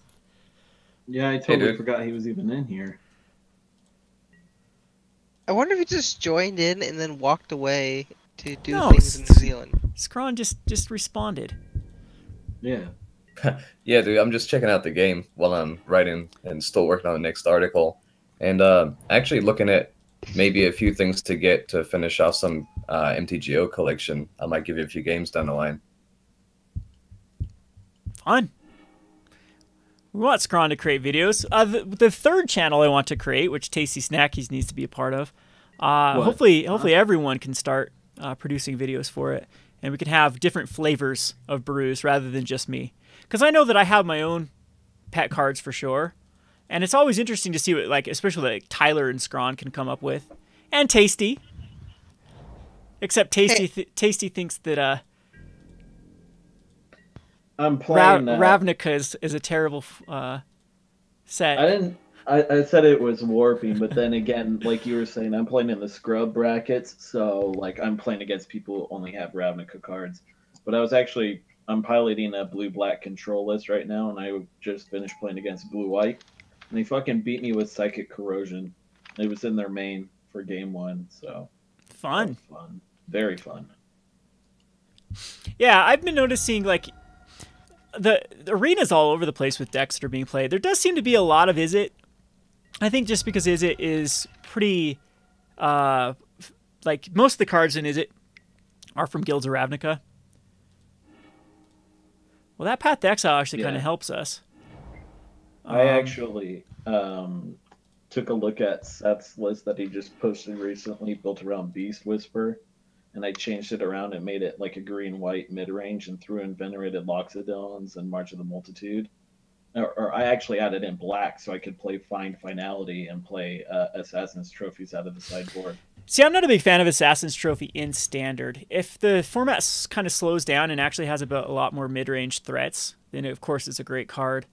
Yeah, it's a feel-bad card if you have to blow it early. And sometimes you have to. Yeah, it kind of sucks. Like, I only have it in my sideboard. I don't even really know what I bring it in against because the deck just kind of runs over opponents. Beast Whisper is really good, by the way. So my opponent just said that we may as well be playing Pokemon at this point. I don't get the reference. Geist is kind of a thing here. Is this going to be like my Geist deck at home? Collective Brutality is really strong here, except that we missed a land drop. So, wait a second. Let's Manamorphose first.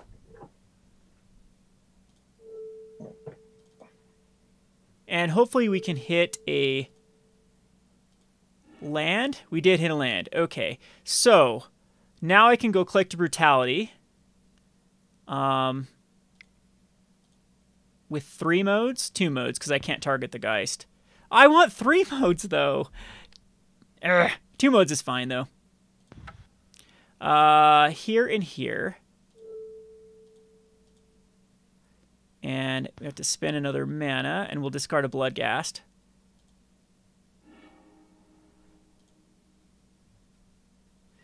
I mean, I guess I could have killed my own Flameblade Adept. That'd be bad, though. And this will probably rip out. Ooh, we rip out a Bull. It's got a Teferi, another Geist. So my opponent doesn't have the greatest hand here. Now we can play Blackcleave Cliffs to get back a Bloodghast. And then we can go to the face with the Lightning Bolt. And this gets back the Phoenix. So how does chat feel about Phoenix in this deck? I think we've already found a home that is a decent... I like this better than the Angler version. I think it gives like another punch to the deck. Gives another renewable resource, which is exactly like I think what Hollow One sort of needs. Yay, nay, chat.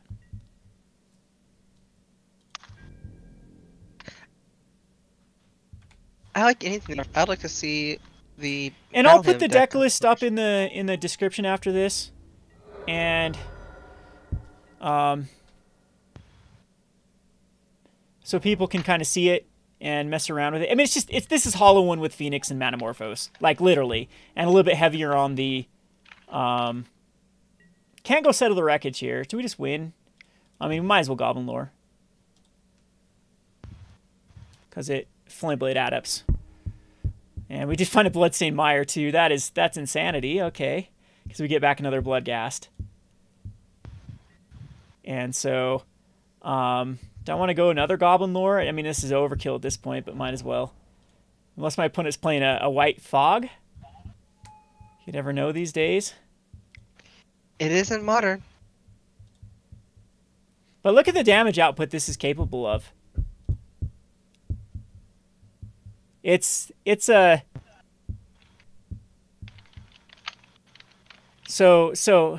Yeah. So Purple, your chat has no they have no clue who I am. Oh, sad. I thought I was more important in the MTG community. You're an old dinosaur. I know. Well, the thing is, like I'm proud that I'm able to maintain the 30,000. That means I'm growing as quickly as I'm dying, which is good. However, it's a good way of looking at it. However, yeah, it's so weird with views. Like, some of my videos are still, like, on average, my videos are getting still pretty decent comparatively to the life of the channel. I mean, the big breaks that I do definitely don't help. So that's what kills the channel more than anything. But having more people posting to the same channel would help that. Well, we're gonna do it. We are gonna do the channel. We just need to figure out what to name it, and then I'll have to talk to you, Tasty, about making it. It's just gonna be more deck tech than gameplay. Like, I'm gonna put all my gameplay, and then everyone else who wants to do gameplay, they can do it on their own channel. I don't think the gameplay is good for the I think one of the problems with my channel is I'm too sporadic of when I do things and how I do things. So, like, I have market, I have rant, I have deck techs, I have community topics. There's like so many things that I do that it's like my content is all, like, some of my content is for some people, but nothing is for all people. And I think the view counts like reflect that. All right, so here, do I wait a turn for the Faithless Looting? I don't, because I can just go Faithless Looting and discard Hollow One, right, chat? We discard Hollow One. Oh, yuck. So we'll go Bloodghast and Claim to Fame, I think is the right cards to get rid of. I don't think I get rid of another land. And we can't quite Hollow One. Womp womp. So yeah, I guess so. So my opponent referenced they're playing Pokemon because they're like what? They're Geist? They're like Geist control though. So they might have Indolent Click in there and stuff. Yeah, but yeah, we're not interacting if that's the reference. Yeah, what was I talking about? So anyway, yeah. I just think that having a collaborative channel where deck techs are being posted, different flavors with different... Hey! That was not nice. That was... Yeah, I'm all about this channel idea. This sounds great. Well... Like, what kind of ideas did you already have for it? Just that. If you ever see my Walking Ballista video, that's kind of the route that I want people... I mean, if everyone can have their own flavor. I mean, Tasty, I think you make great videos for deck techs, so, you know, just keep that flavor. But going back to, like, where I was saying with, geez, the lands. I'm going to hardcast Hollow Ones. Well, I had an idea. I was thinking, like, maybe I could make, like, a deck tech video, but, like, in that same video, have someone else pilot it. Because I'm not a good pilot. Well, it doesn't really need... If you see my Walking Ballista video, all I show is a little bit of footage. So, for example, I might take some footage from even this, and then, like, if I do a Phoenix video, it's just the highlights. So kind of like deck techs meet, like, magic aids sort of thing, but even more on the highlights, less on even the chatter. So that's my idea for it. I like that.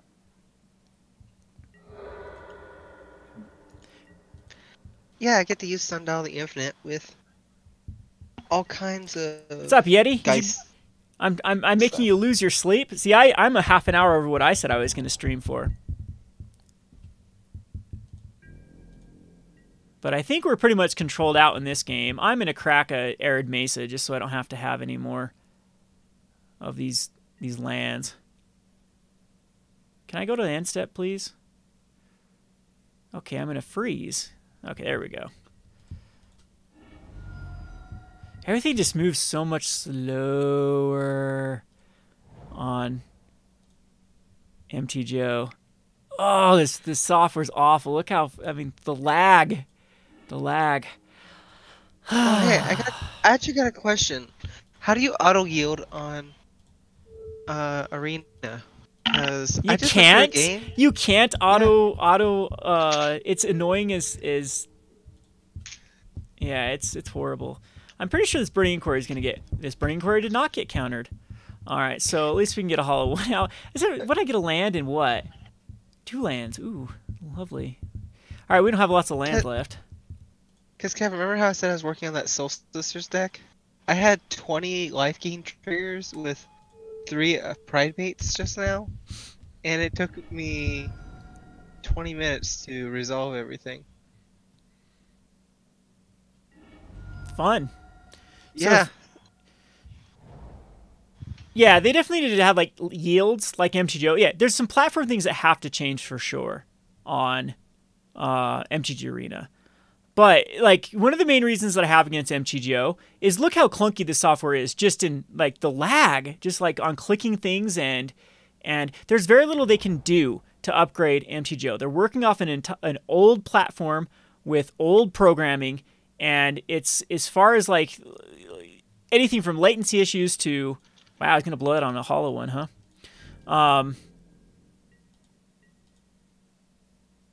Where was I going? There's just a lot of issues with MTGO of getting up to date with like how well games work. Oh boy. Oh boy, oh boy. Do I have any lands left in the deck? I have 2 lands left in the deck. Oh, that's besides fetch lands. I have one more Marsh Flats. And 2 Bloodstains and Blackcleaves. Never mind, I still have a lot of lands. Feels like I don't though. Man, you were so right. Finality is such a good card in this format. Yeah. It's what I like with Finality is it found the perfect format for it too. Like I was all into Journey to Eternity because I thought Journey to Eternity was going to be the new Scarab God value. I think Finality does a good job just being the Scarab God value. Yeah, pretty much. So Journey to Eternity was a spec of mine, and the only reason it went up is because Wedge talked about it in a Commander video, which. It's a good spec long term for Commander. I wouldn't have gotten anywhere without Wedge pumping it though. It had a long time before. Do you want to criticize that video at all? No, I'm not going to do criticism because the criticism isn't like Wedge picked some good targets for the. I mean, he's using a very solid method of determining, what cards to invest in. This is ridiculous.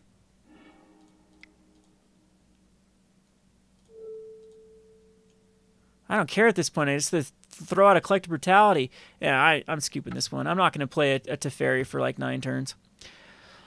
Okay, so we need to be quicker and not draw every land. Oh, by the way, what the hell is with your sideboard? Yeah, Dawn of War and Fountain Renewal seem to be... So, Wedge just did a video deck tech of that, too, I believe.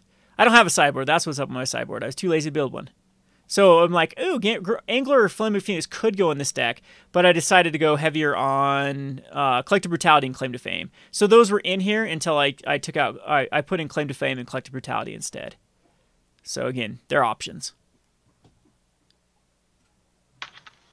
Yeah, I agree. I do need a sideboard. There will be a sideboard. It's called Thoughtseize. It's called probably Leyline of the Void.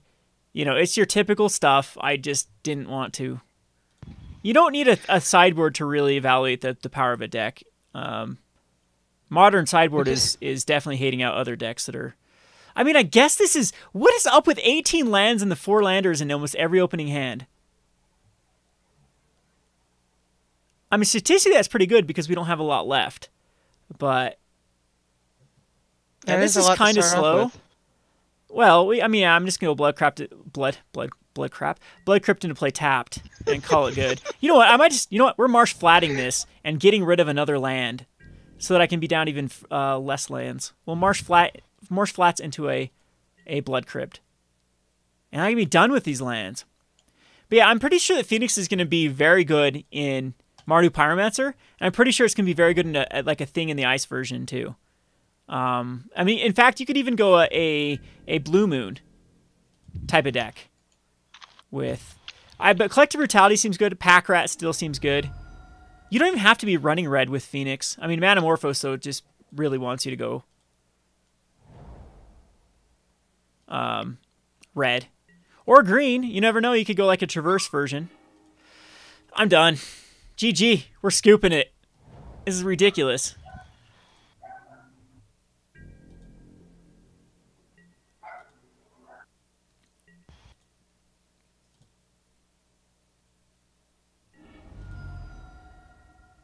Play creature lands? I don't know if creature lands will work very well in here. What's going on, Talus?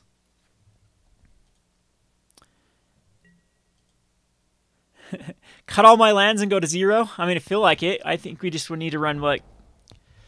Just put all Simian Spirit Guides in instead. Ugh. We have only a few targets for this Bloodstained Mire. We don't have another Blood Crypt to get a mountain.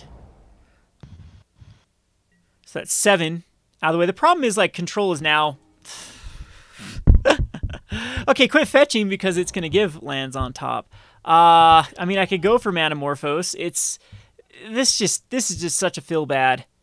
Collective Brutality. No, like, we don't even do anything here. So we have more options. We have more of a likelihood to hit a discard spell than a land now. Yeah, we have 10 lands that we can draw into, and we have 12 discard spells. Oh no, we have 15 discard spells. Oh boy, unfortunately I think this is going to get countered at this point. We can bait it out though with the Collective Brutality. I hate to do this because Collective Brutality is such a... I think I have to though. So Collective Brutality, we're going to look at their hand. And I got to go for Goblin Lore at this point. Oh wow, they don't even really have anything that's worth it, which is good. So just Path to Exile. Spellquiller. Oh no, they have a Spellquiller. Ugh.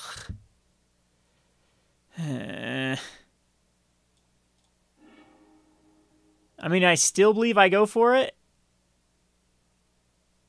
We're going to go Manamorphose. I guess Spellquiller can Spellquiller Manamorphose. Opponent does not want to do that. Oh, looks like a good time to call MTGO before I...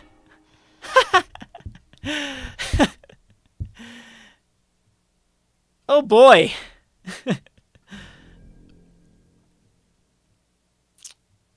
That's some good stuff. Good stuff.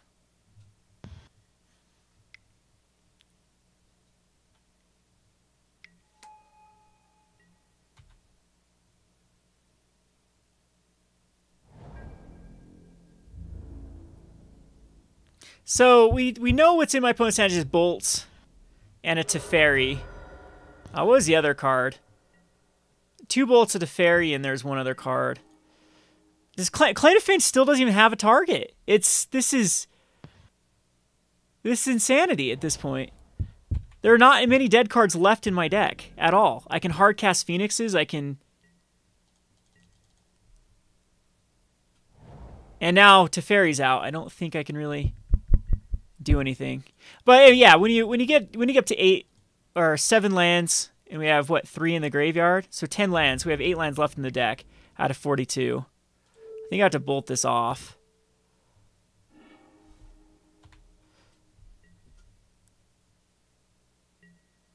So see if we can draw our last land. There's a Flameblade Adept. That's terrible.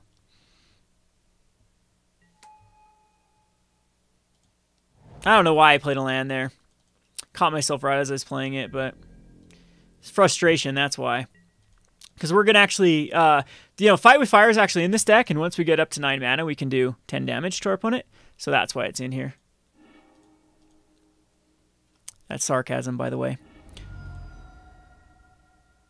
Yeah, I got you. So is the control deck. The control deck has Teferi. I'm surprised my opponent didn't play Teferi last turn.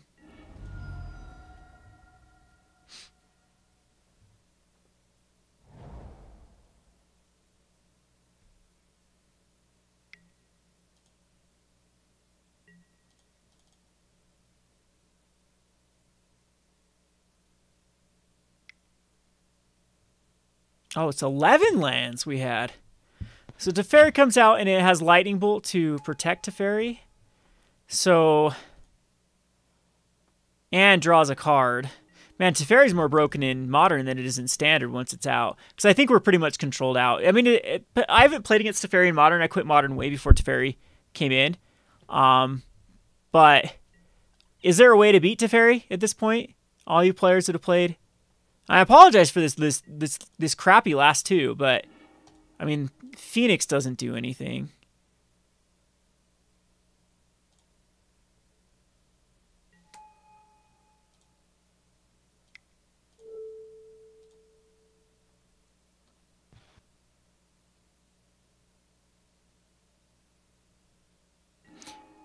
And have to play this last land, which feels bad, just because I want to go this Fame. And then I'm sure Phoenix gets, or Flameblade Adept gets bolted, and we get a hit Teferi down.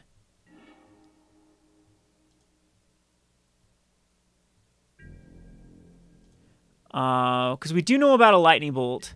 There could be like another Path to Exile. I mean, at least this force it out, but I mean, Teferi's just so much card advantage. It's sinking up a lot of damage here. If we even get in for any of them.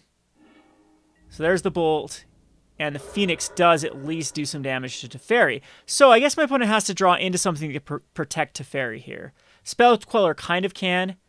The problem is we don't have a lot of discard. Like, I had to use everything for those lands. 4 cards still in my opponent's. So Geist or Rest in Peace comes here. We don't even have anything in the graveyard at the moment. Rest in Peace is a weird card versus us. It doesn't do a lot. It Bloodghast and what? So I guess it was Bloodghast, Arclight Phoenixes, and okay, so Snap Bolt. Okay, Snap messed up. Oh, it has to use a Flooded Strand. Did they have another target? The Snap Path. That's better for me, though. Gets the last land out of my deck. The last mountain. So Snap Path. Still have some decent top decks here, but that does... Yeah, that does hurt for sure. Alright, so we do have one more mountain.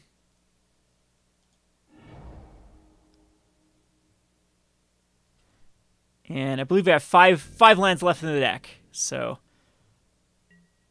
And this untaps two cards in hand. Collective Brutality can kill Snapcaster. So let's do 2 modes. Target creature gets -2/-2 and reveal. But I mean, this Teferi's just going to get out of control.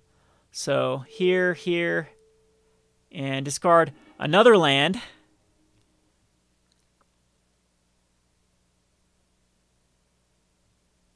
I don't know. Teferi was a mistake. Disdainful Stroke seems bad against us, but I mean, it's probably the better card than Supreme Verdict at the moment.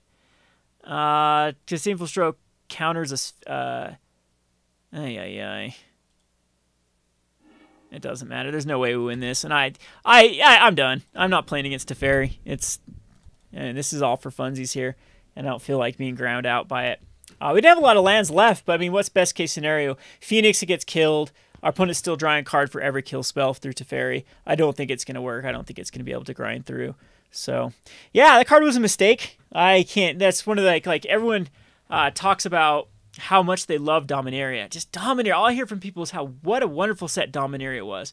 And in my opinion, it's one of the worst sets ever created as far as the push cards. I can't stand Steel Leaf Champion, I can't stand Goblin Chain Whirler, and I can't stand Teferi. Like, those 3 cards just alone make me hate Dominaria. But anyway, I'm getting my shit pushed in by Teferi right now, actually. Yeah, it's Teferi. It's just insanely. The card was too good for what it does, and I think it just came down to they didn't playtest it. Well, Teferi is not as broken as Champion of Ronas. Yeah, Champion. I mean, yeah. Well, Teferi, of course, doesn't have anything on Champion Ronis or Crested Sunmare or what's some other ones.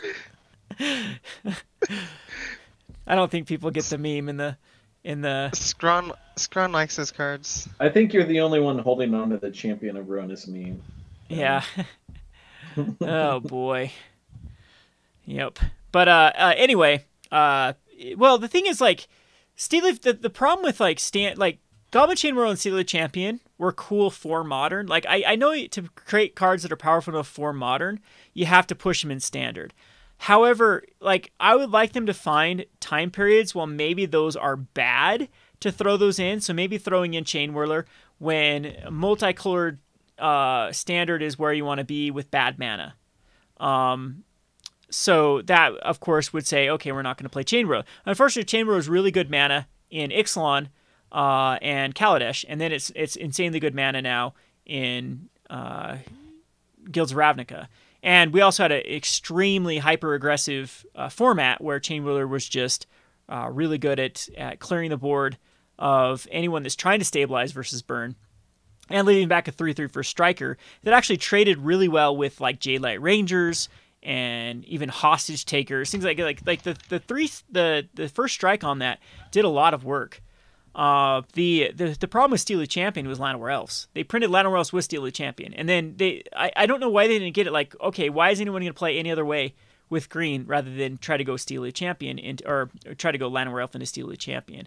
And so it's made decisions for people. And as a brewer, I don't like that. I don't like it when Wizards has defined what cards are going to be played by like very obvious interactions like Llanowar Elf into Steely Champion. I like it where people have to kind of make a decision on which route they want to go, or have to figure those things out without having just blatantly obvious. Now, Teferi is the blatantly obvious of blatantly obvious cards. It does everything a blue-white control card wants to do. It draws cards and untaps lands. And in blue-white, untapping lands on a deck that is predominantly going to be casting instances is like ramp. It is a ramp card. So even if you were casting Teferi on turn number 5, and possibly didn't even have a way like really protect it or utilize the untap of the lands, well, your turn 6 was huge. Your turn 6, you have 8 mana available. So that means holding up Settle the Wreckage with 4 mana and still even casting a card on your main. You could main phase a 4 mana spell and then hold up Settle the Wreckage.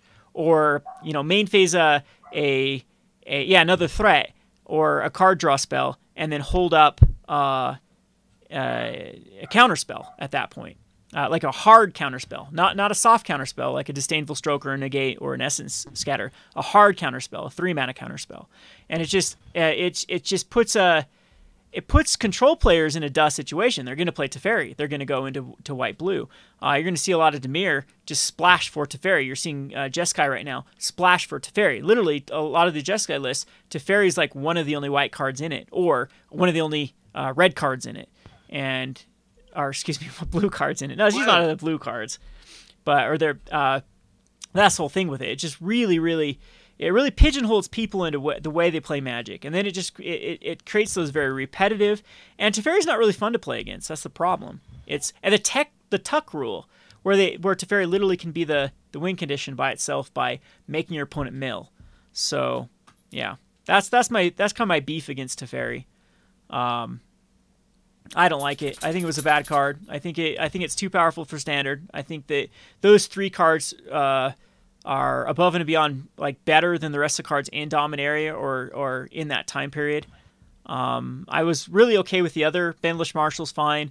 Dread Shade is great. Tempest Djinn is great as well. But those 2 particularly were like super like that's kind of been the problem I've had with Wizards for a while with when they do these runs of cards. So if you look back at during Thassa, like Thassa was the clear winner compared to the other gods as far as the monocolored ones. Then you go into Amonkhet and you have 2 of them again, the clear winners. They're just clearly better. I wish that Wizards would be a lot better at balancing those type of cards. Like if they're going to do a run of cards, that they balance them on a power level that is fair. So that black has a card that is equally as powerful as Chain Whirler. And right now, Dreadshade's just not. Dreadshade's just kind of a weird card for what black wants to be doing. And blue, it really makes blue go into a strategy they don't want to go into. Blue's having success with it, but it's still, it's not like a Chain Whirler or a Jadelight, in my opinion. Anyway. Yeah, History Finale. I actually think History Finale is one of the more perfectly power level cards. We have some good ones right now that I think are right on par. Like again, Lyra. I think Lyra is so good for standard. It's created this. That's funny that Desolator took me out of context completely, because I wasn't even saying that Lyra was like the most amazing card ever. That wasn't what I was saying. I was saying we know we have a good standard when the standard is being defined by Lyra. Kind of the way that what standard was being defined by Thragtusk. Thragtusk was not Siege Rhino. Thragtusk was not even close to the dominance of Siege Rhino. Thragtusk was just guaranteeing that mid-range decks could have game versus both aggro and control. It was the perfect card for standard because it allowed this wide open variety of decks to be able to be played. Where standard was very healthy, where if people remember playing during that time period, I know it's been a while, and a lot of people came in after that fact, but when I played competitively very competitively. That's about the era that I made the Pro Tour, during the Innistrad and Return to Ravnica era. And it was like every stinking week was a new top deck. So you started off with like these Abzan Thragtusk, and then these Naya Thragtusk, and then there's like Angel Reanimator, and there ended up being a lot of like Tameo Controls, and then it was a really, really good standard with at least 20 to 25 viable decks at any given moment, and a meta that shifted based upon the top dogs being people brewing decks to beat the top dogs. So I think that's the sort of standard we're headed towards, and that's exactly what I've been talking about Lyra, where Lyra is just this like nice little mid-range slot that is making sure that aggro doesn't, like, both the green stompy decks and the red aggro decks at least has some sort of roadblock that they have to have an answer for. And yeah, Baneslayer Angel's bad apparently. Apparently Baneslayer Angel never saw play the last standard round either. Har har. Anyway, that's enough about the meme. The copper cab of Magic. Is it truly done? Well, did anyone was Copper Cab ever? I think you have a bigger bone to pick with him than I do, and I'm the one that made a fucking. Well, you kind of missed my kind of frustration in Magic. It was, of course, after the whole culture war in Magic, where Unsleeved Media caused a huge stink in the MTG community, kind of divided it because, of course, I had my sightings that I did during that whole debacle because I couldn't sit back and listen to the pillars, the self-righteous people act like that they were just complete innocent victims. And at the same time, we have another person that is just looking for anything in the entire world to attack Wizards on. But unfortunately, like people like me that were middle of the roaders were forced into one side because you can't be middle of the road. You have to be extreme. You have to be, it's either with us or against us. So the people that would kind of, be friendly end up being more of the unsleeved crowd, more of those type of people. And I think that's where I got lumped in with the Lions and the Desolators and the Taras and these people that I think are, I mean, they have every right to create content. They have every right to entertain, but they're also not my guys at all. They're like, all of them are so hyperbolic. None of them do their research on any of their topics. They act like they're geniuses in their fields, and they have in my opinion, they have nothing like worthwhile to add to the discussion. They just run their mouths, and when I'm being lumped in with that, it made me kind of have like this big self-reflection of like, wow, I have all this overlap with all these people that are trying to destroy the game, or at least are so hyperbolic, or so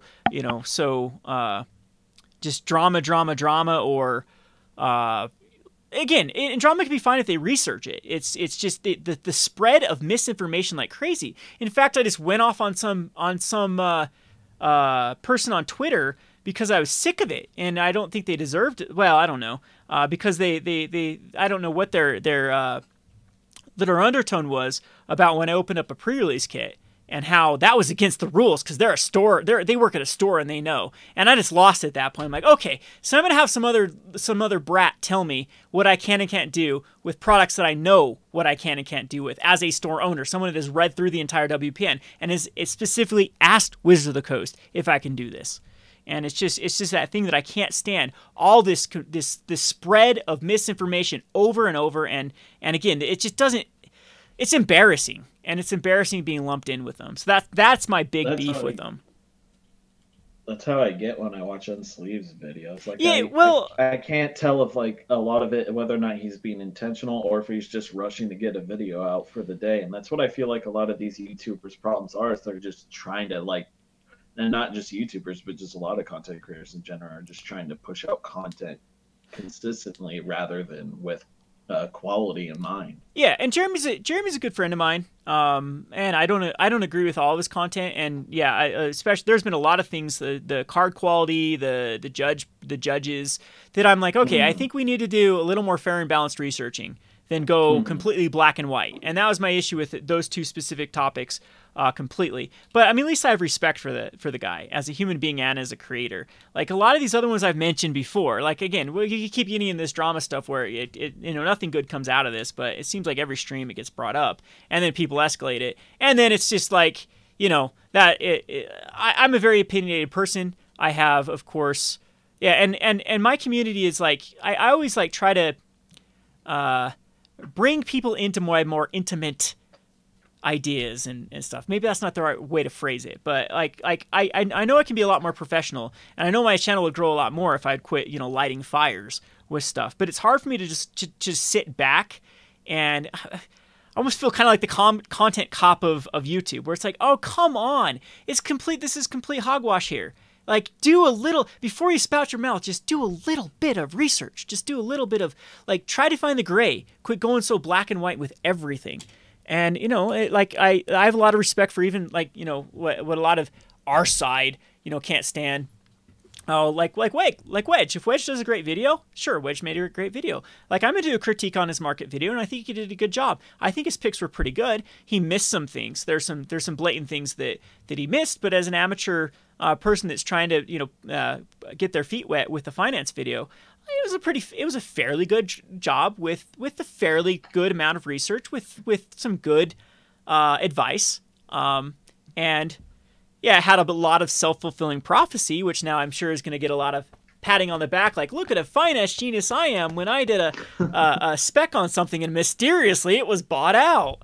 Huh, I wonder what 200,000 subscribers. It's kind of when what gets me is when Tony Community College like makes a popper video and then the popper card gets bought out and then he gets pissed, like, I can't believe MG Finance. They're the, like, no, your video was the problem, because then 20,000 people just went and bought that deck. And, like, I remember when last time he did a popper video, I had 4 customers come and buy the deck from me. And I'm like, wow, I'm the one with the popper battle box here that tries to promote popper tournaments, and what does it do? It takes Clarendon Community College to get people to come by. I'm done. I'm done with life. I'm done with my local scene. And anyway, there, you guys got me on a rant. That's the rant that I have. So again, no ill will towards them. It's like I said, they have every right to create their content.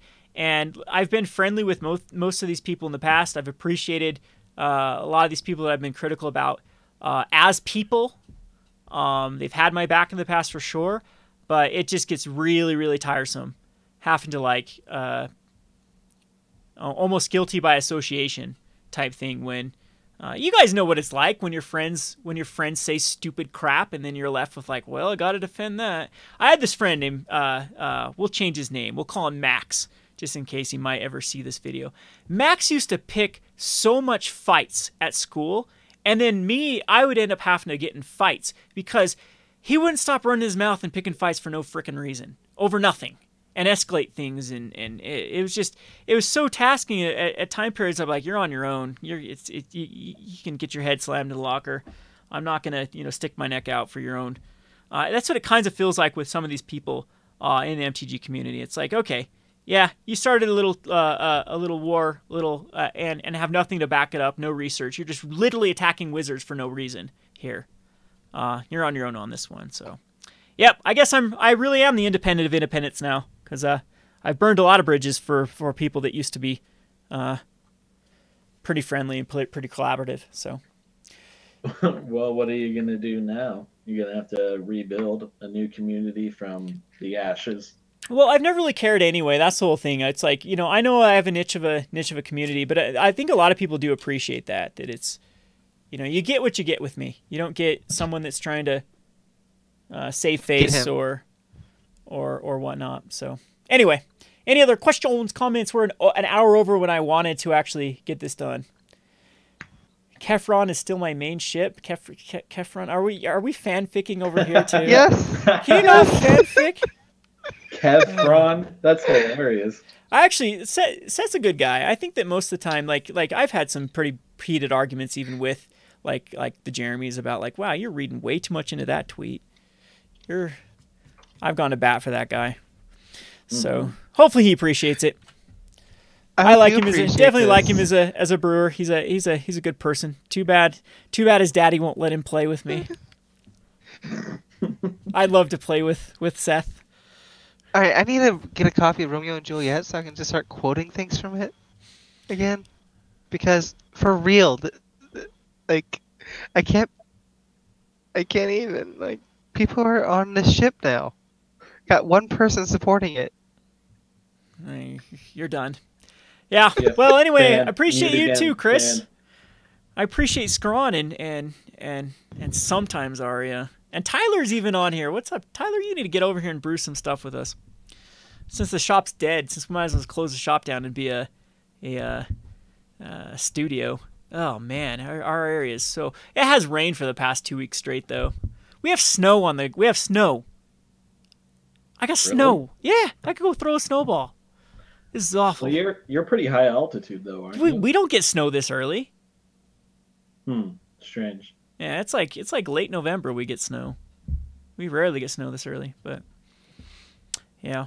Yeah, it's been so. Our store though, I've had like a couple customers come in and all, and it just ruins my entire day because I can't get anything done because I feel like I'm babysitting. I feel like when there's 1 or 2 customers here that I have to be their friend because they come into play and there's no one to play, so I have to sit down and, like play bad decks with them, and my life's so tough. But Have you ever had any like super awkward experiences with that? I've had some kind of stalkery fans before, for sure. Like locals are of course we had awkward experience with locals. Whenever a nerd culture is combined with social setting, there's some awkward situations that I've had to be in. But I've been in some awkward situations with super fans before. That's for sure. But like traveling to visit your store? Traveling to visit store is one thing, but I've had a couple of them that have been a little too obsessive before, and I don't get it because I don't get that. Like, to me, I'm still a very, very small YouTuber with like I don't really have reach too. Like, I can't. Again, I didn't even spike Null Chamber. I had nothing to do with spiking Null Chamber. I was shilling Null Chamber for months and months and months to no avail. In fact, Purple was making fun of me for it all the time, and Null Chamber got a meme because of it. Because no matter how much I tried to shill it, it didn't go up. And then all it takes is one command zone to talk about it, and then it shoots through the roof.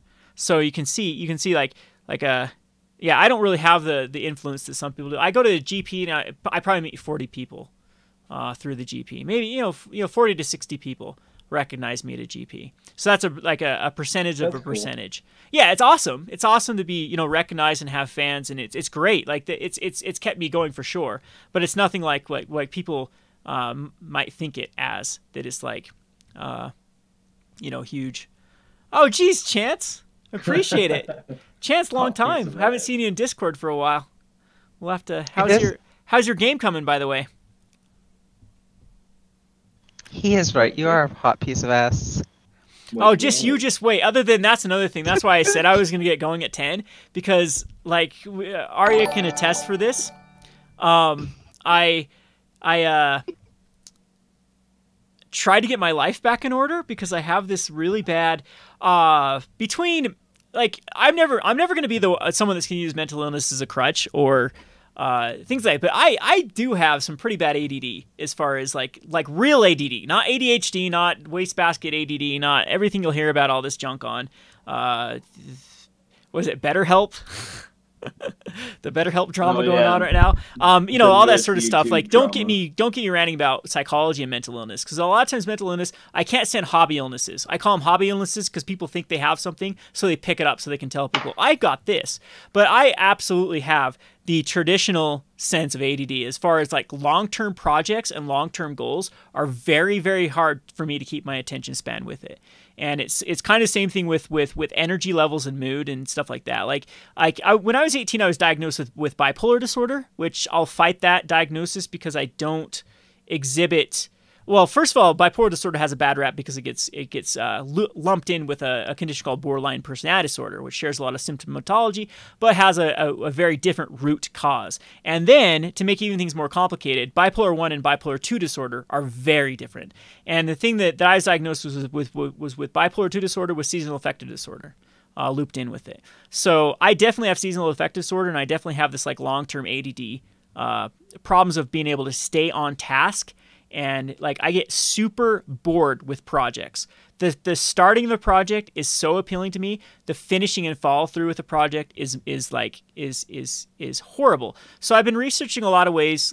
Early on in my life, years ago, I used to be very good at discipline and making sure that I like followed through with stuff. So yeah, it's like here I can even show you.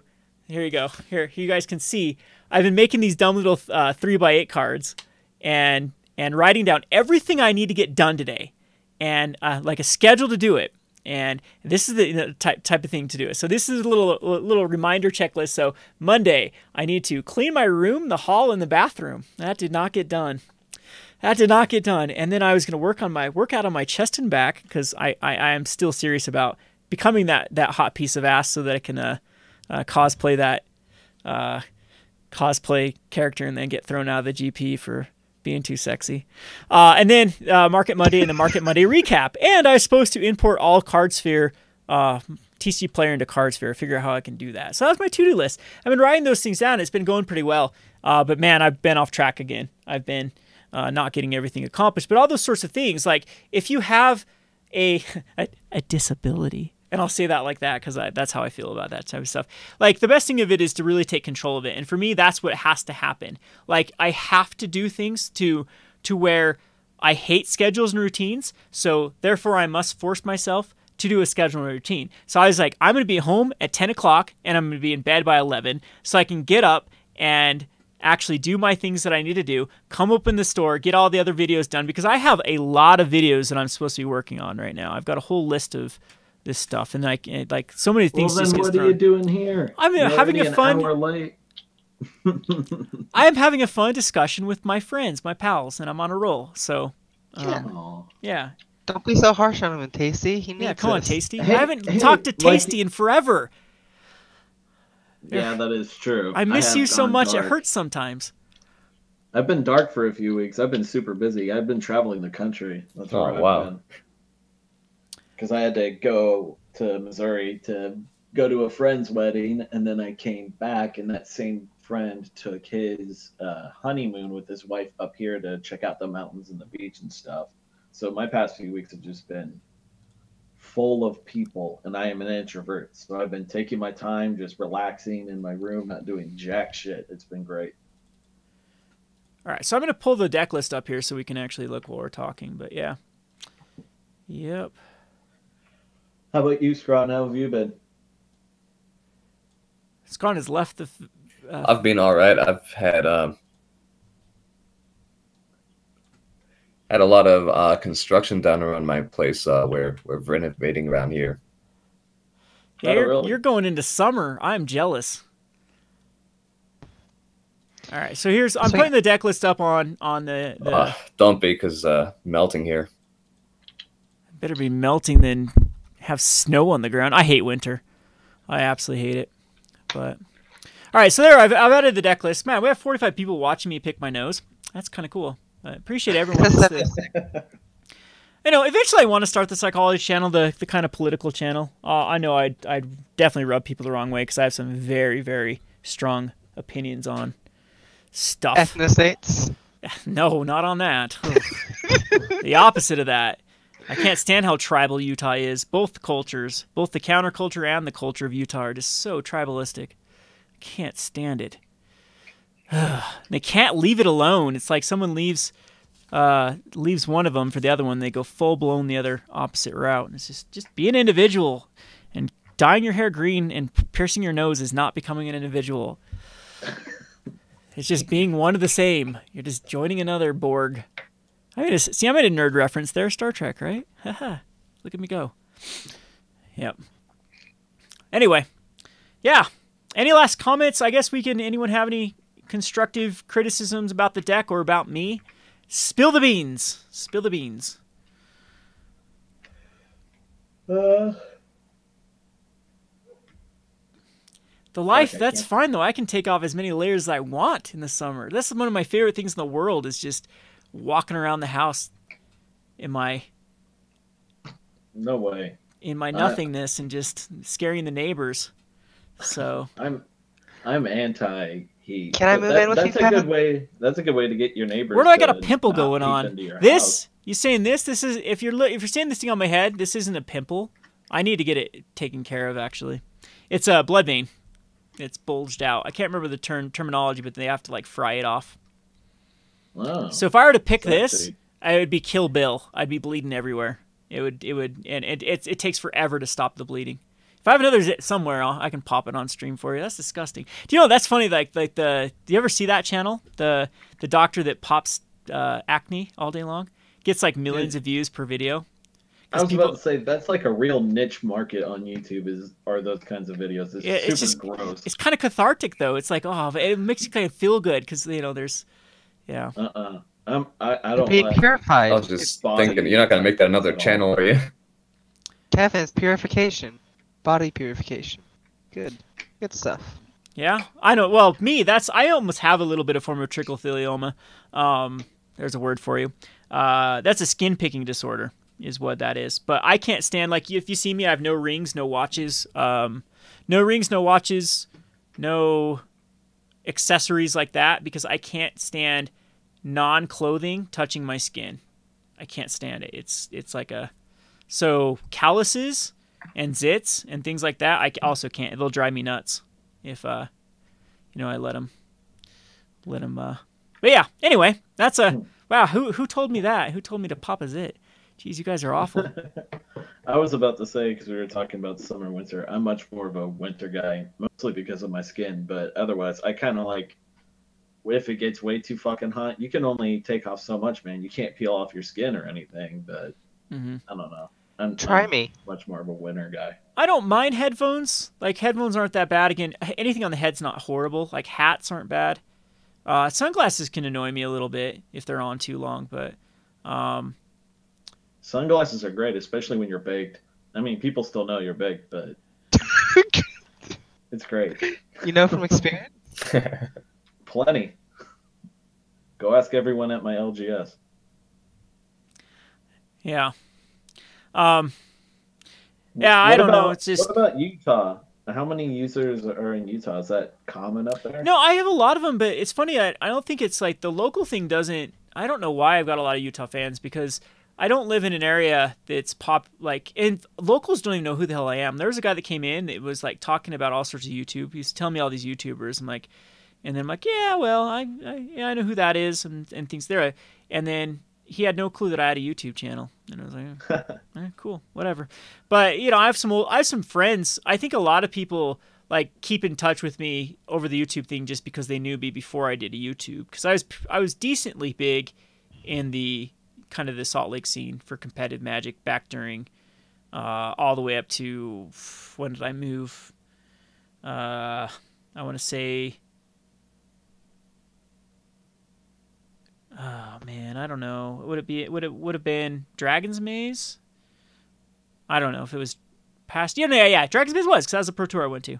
So I played all the way from Scars of Mirrodin Besieged to Dragon's Maze pretty actively, like hitting FNMs and tournaments and things like that. So I still know a lot of people from that, but I'm always surprised when people, they, especially patrons, when they order stuff from me and they're from Utah. I'm like, wow, I got a lot of Utah patrons, and it just is coincidental. It's not because I don't think it's because I lived in Utah or they knew me before, but Utah's got a big Magic scene, got a big nerd scene. So, yep. Well, speaking of Patreon, I'm thinking of starting another patron service for those that they want card singles. I'm going to start matching prices for patrons. So if you're interested in singles, I'm sick and tired of dealing with TCG Player and eBay. The cuts are awful, and there's no way around it. There's zero ways to make it feasible to sell singles online. The competition is way too. That's one of my videos when I was talking about the local game store is kind of done as far as being able to rely on the. Local game store will work if their community can make it viable with good profit margins. But if you're looking to like sell singles as a kind of an outlet as a game store, as well as like us, we get in way more singles than we can sell here. And same thing with sealed product, like overabundance of sealed product. It is miserable. The online market is awful. Fees are so terrible across the board, no matter where you go. It's at this point, it's better just buy listing things. So, yep, that's my 2 cents with that. So eventually, I want to find a way. But if anyone is looking to save some money, like don't shop at TCG Player if you can get it from me, and I'll match the price, and then we'll, and I'm happy because I don't have to pay fees. And you're happy because you get cheaper cards. So eventually, I'm hoping Cards Fair will kind of fill the gap of buyer and seller and make it more even. So, but yeah, still like the MG Finance stuff, even though it is really not profitable in this day and age to try to actually buy cards and then sell them. Like trading is still awesome. Trading, if you want to look to maintain a great trading portfolio, then yeah, definitely get into MG Finance. But if you're looking to buy sell, it's awful. It is a terrible, terrible market. The dream is dead, boys and girls. Yeah. Well, it's been dead for a long time. It's really been dead since TCG Player kind of monopolized the market. There used to be other outlets like Card Shark, and like people even used to sell on other places like Deckbox, but it seems like the market has been really, really condensed into TCG Player just because all the traffic. But yeah. Any other questions? Do you want to talk about plutocracy? Talk about what? Plutocracies, because the monopolization of the market. What, because I taught you a new word, now you want me to teach everyone else the... What kind of weeb words are you spouting now, boy? Oh, weeb words? It's not a weeb word. This is something Kevin taught me. Arya always gets me on these big, not philosophical, but just rants when things happen. Shows me a YouTube video and then I go crazy. Usually it involves Philip DeFranco, because Philip DeFranco I think is my antichrist, because I cannot stand Philip DeFranco, and everyone likes Philip DeFranco. And one of the problems I have with Philip DeFranco is I want to like Philip DeFranco, but I can't like Philip DeFranco because he supports what's it called? That reminds me of he's the ultimate fence sitter. Keemstar, right? Yeah. He actually said that same thing in his newest podcast. He's like, I don't know what it is about Philip DeFranco, but I just hate him. Well, I know what it is I don't like about him. He's wishy-washy. Okay. He doesn't fully research. He thinks he fully researches everything. And again, there's too much fence sitting, too much half-assing, in my opinion. And it's just sad at that point. And this is coming from someone that used to really like him. So... Because he used to be, I used to think he was very fair and balanced, but then it's almost like it's just, I don't think he's trying to be not fair and balanced. I think he really thinks he is, but he just fails at being, having a balanced outlook on stuff. I've never really viewed him as fair and balanced. I don't know, like just watching him from the beginning with this super early cringe shit, it kind of makes sense the transition that he's in, but his pandering is really well, the pandering is the thing. It's like kind of like how Boogie's so sad, but. Because of the pandering, and then it comes back to bite him, and then he goes on another depressive spiral. Yeah, right. Yep. And it's just sad to watch it rinse and repeat and over and over and over again. But yeah, what we're talking about, I go on some pretty rants, and someone got what were we even in? You were in some sort of chat about capitalism being the worst thing ever, and then they were trying to give evidence for capitalism. Like, yeah, it's not really capitalism. I wasn't advocating that. That's mobocracy. That's when you let government really marry with corporations. But it becomes a plutocracy. Look it up. Anyway, I really do. What's our most likely future? What would you predict? Well, it's going to go that direction. Like that is one of the byproducts of having a free market, is that then it can be exploited. So the whole one of the tenets of being a republic, really a republic, and really having a republic ruled by as much freedom as possible, is you have to admit that there has to be some sort of checks and balances. There has to be some sort of oversight, and there has to be some sort of way to break up. Because I can't remember the theory of it is like, so eventually success breeds success, which then breeds success, which then breeds success, and pretty soon you get into it's why can't I think of Pareto? Pareto really talked about this, that eventually the wealth will start controlling even more wealth, and then start controlling even more wealth, to the period that it will finally control all wealth if it goes left unchecked.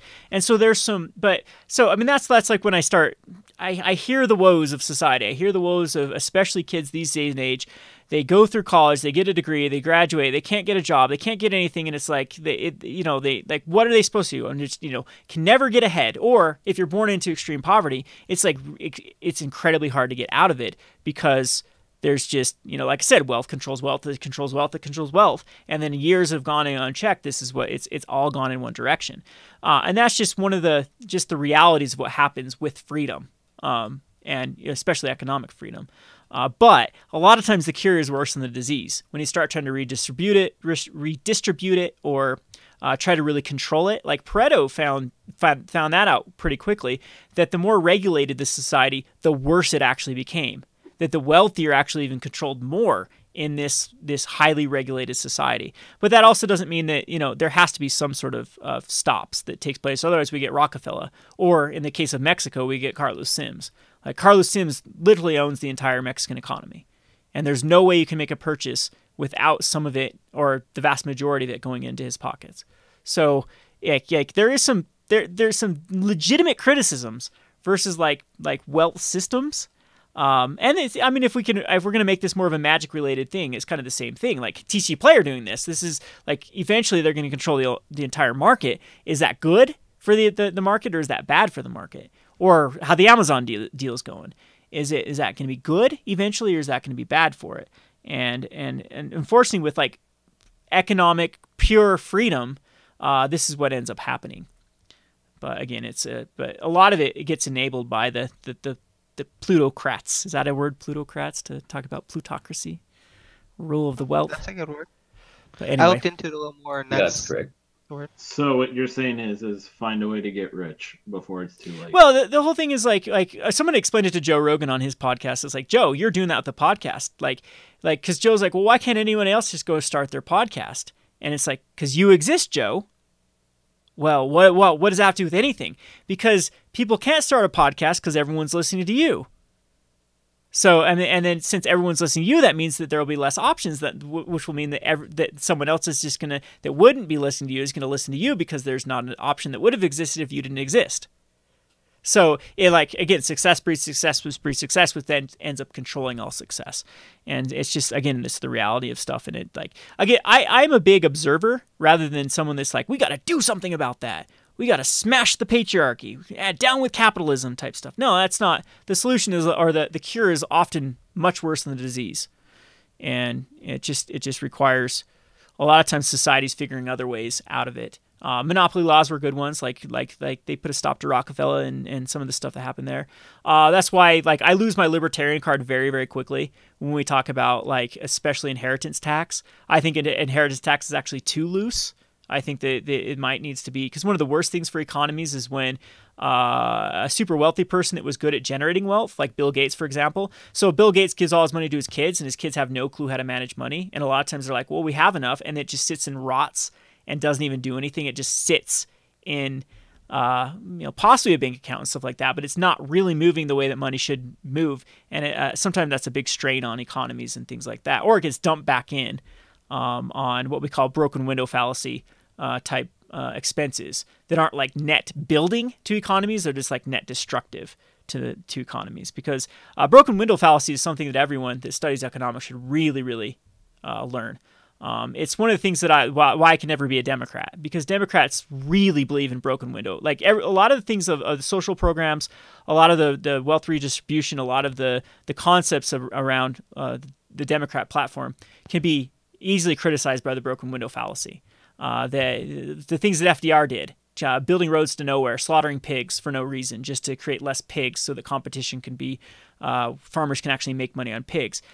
Those are maybe temporary solutions that in theory thought they might have sounded good. So here's the broken window fallacy. Here we go. So the broken window fallacy is, well, I have a window and someone throws a rock through my window. Okay, well now I have to go and buy a new window. So therefore, I just gave the glass maker money. So now the glass maker is going to go, he needs new shoes. So he's going to go buy new shoes. So now the cobbler has money because the glass maker had money to go buy new shoes. Well, the cobbler then decides that, okay, what am I? I have a store. What was I'm a magic store. Well, now the cobbler decides that he wants magic cards and comes to my store and buys magic. See, the window getting broken was good for me because it led to a purchase. And that's the broken window. That's the broken window fallacy in the nutshell, because all we are in the economy is actually net down a window. It's making assumptions that if a rock was never thrown through my window, that I wouldn't have actually spent that money. See, if the rock wasn't thrown through my window, maybe I would have just went in and bought new shoes or something like, I did something that was a net boon. And if you break down a lot of like social programs, a lot of things FDR did especially, they were all broken window fallacy type stuff. It was trying to like destroy things to create or do like spend money unnecessarily to create jobs that didn't, like a lot of the green program, so much waste, because I knew a lot of my friends went into the early days of Obama. So we're talking the early portion. They gave out a lot of scholarships and a lot of research for green jobs, and none of them went anywhere. A lot of my friends that got the scholarships are not working in the industry, and a lot of the industries that started during the first part of the big tax cuts and money that was thrown at the green programs are defunct and have gone under. There's actually very little that's come through that. So it was just a massive waste of government money that didn't actually end up creating anything. And so again, it's kind of the broken window kind of stuff. So now have I lost everyone? Do we have anybody even listening now? Well, you still got me. Oh, cool. I got a flip side to that, though. I think it's very true, that point of the broken window fallacy, and you can see that it also incentivizes crime from a certain point of view, because if you got all these cobblers in your area who are making a killing off broken windows and they're coming to you and they're giving you money for magic cards, well, you're incentivized to pay kids to break windows, and you get that kind of issue coming up. Yeah, and it just incentivizes bad decision making. You got to think of the economy as a big collective pot of money, and if you shoot it off to the moon, that's all that you've just lost something out of it, the net pool of the economy. So yeah, like a lot of social policies can be challenged when it comes to thinking in terms of incentive.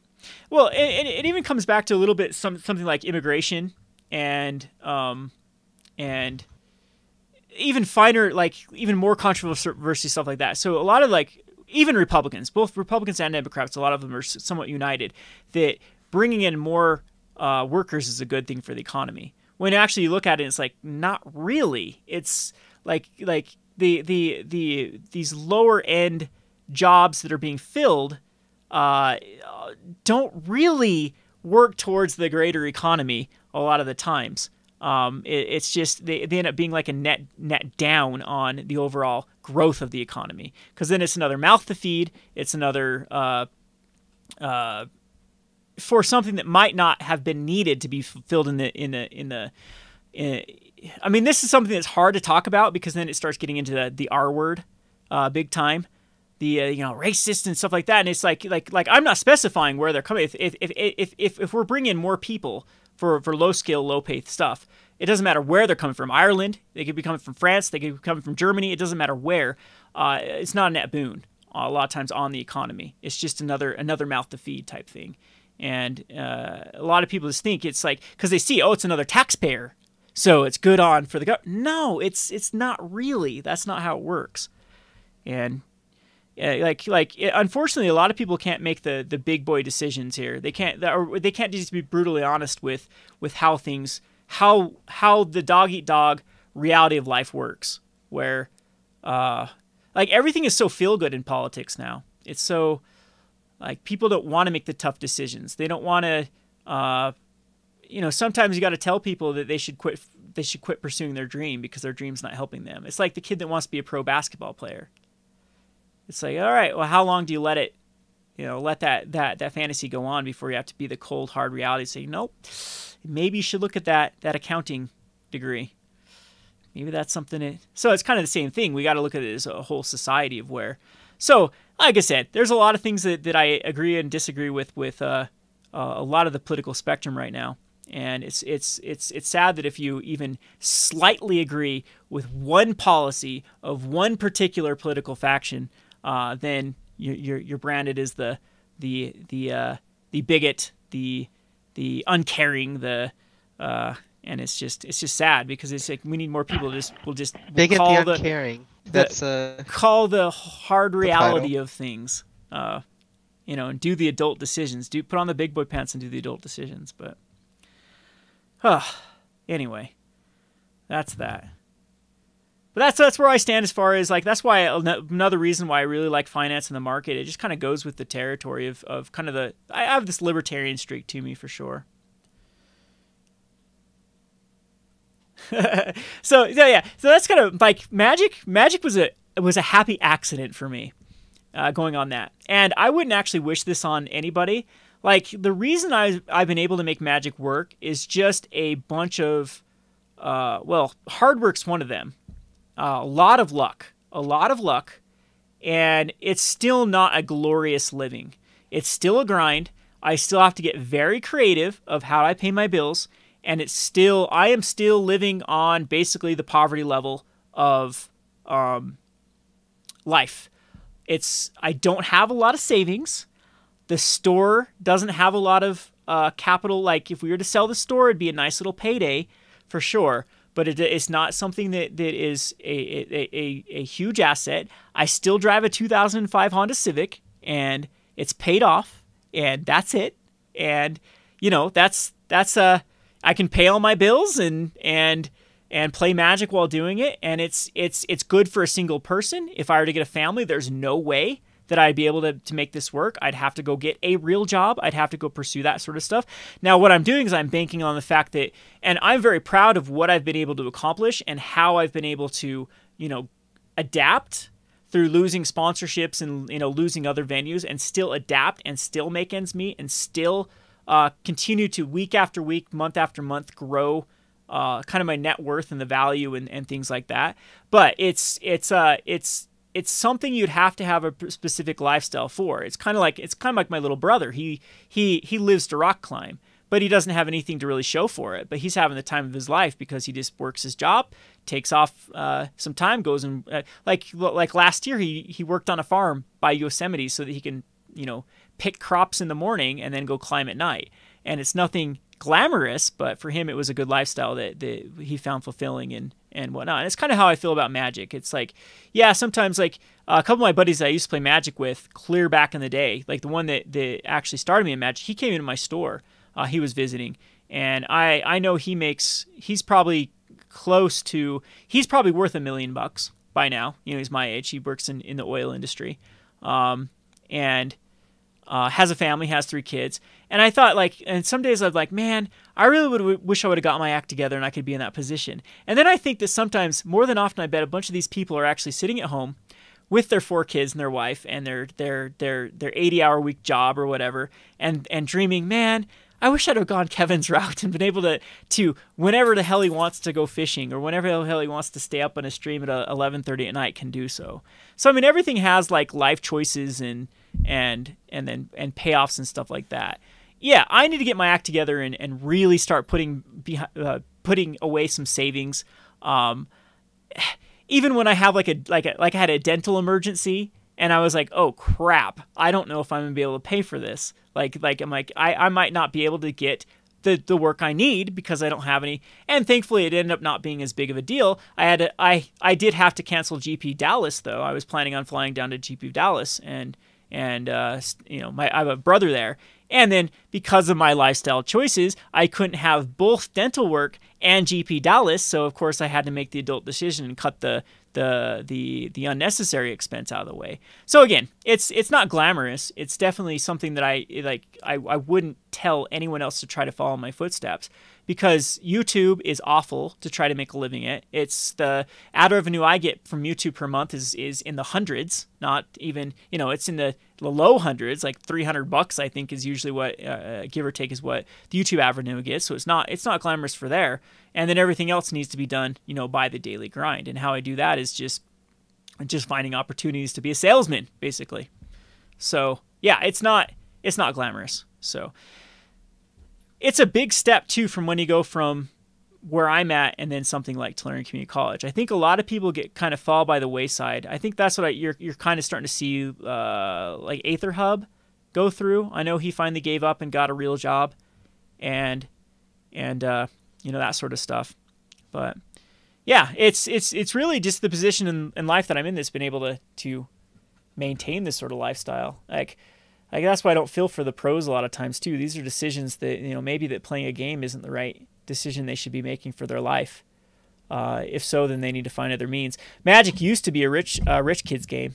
A lot of people that I used to see at GPs and things like that used to have a lot of. They didn't make money on Magic. They were already wealthy to begin with, and Magic was their hobby. And there's nothing wrong with that.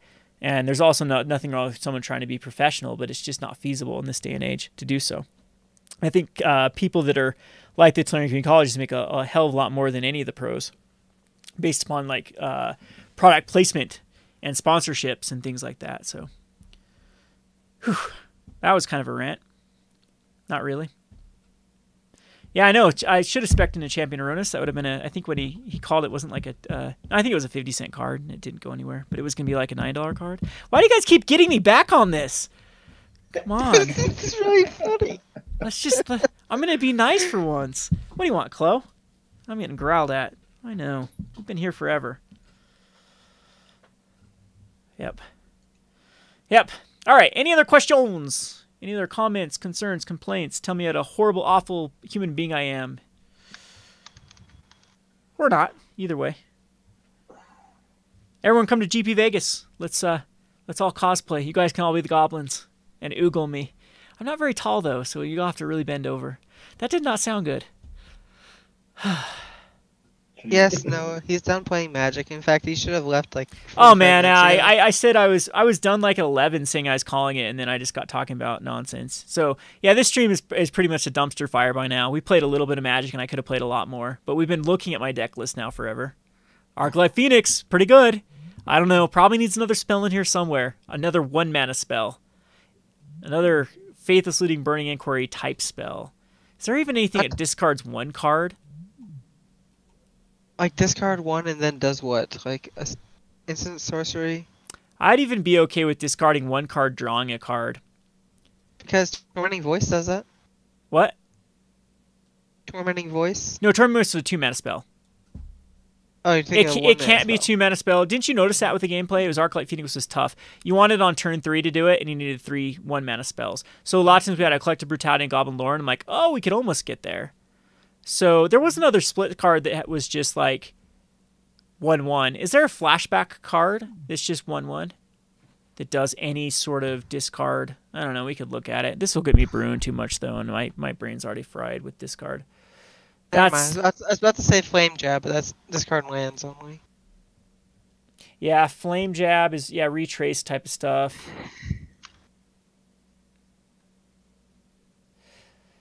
Like in all honesty, it'd be something like Insolent Neonate but that one doesn't work just because of You'd prefer for it to be instant or sorcery. Yes, it needs to be a spell. It needs to be an instant or sorcery. But that's exactly where. Some specs like this depend on future releases to really bolster them. I guess I can make myself discard a card by like horrifying revelation myself to discard a card that's and put a card on the top of my library. Oh no, but I mean, Lightning Bolt didn't seem too bad. It might just be okay just to even run like something like the Madness card, the 3-mana Madness card. But that might lead to some weird interactions. Or not interactions, weird scenarios where it just gets madness without being able to pay for it.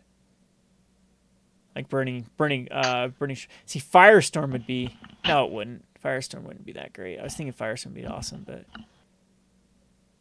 See, Gamble would be awesome. Question. Yeah, Gamble would be sick. This kind of you're talking about, but it just came across my mind. For Deck Tech videos, you as an audience member, would you prefer kind of how like Saffron Olive does? He breaks it down between like 6 to 7 minutes for a deck, or do you like Magic Aids where he breaks it down in like 2 to 3 minutes? For the third channel, is that what you're saying? Yeah. Break it down really, really quickly. I really am proud of my Walking Ballista video. That's the video that, here, I'll link it in chat since there's 42 people and I keep shilling this thing and it goes nowhere. I kind of like how quick it is. To the point. And because I think because this is just like my whole idea for this other channel is just to the point stuff, not really rambling, not 3-hour streams, and just creates a very because I think the YouTube algorithm likes consistency more than anything.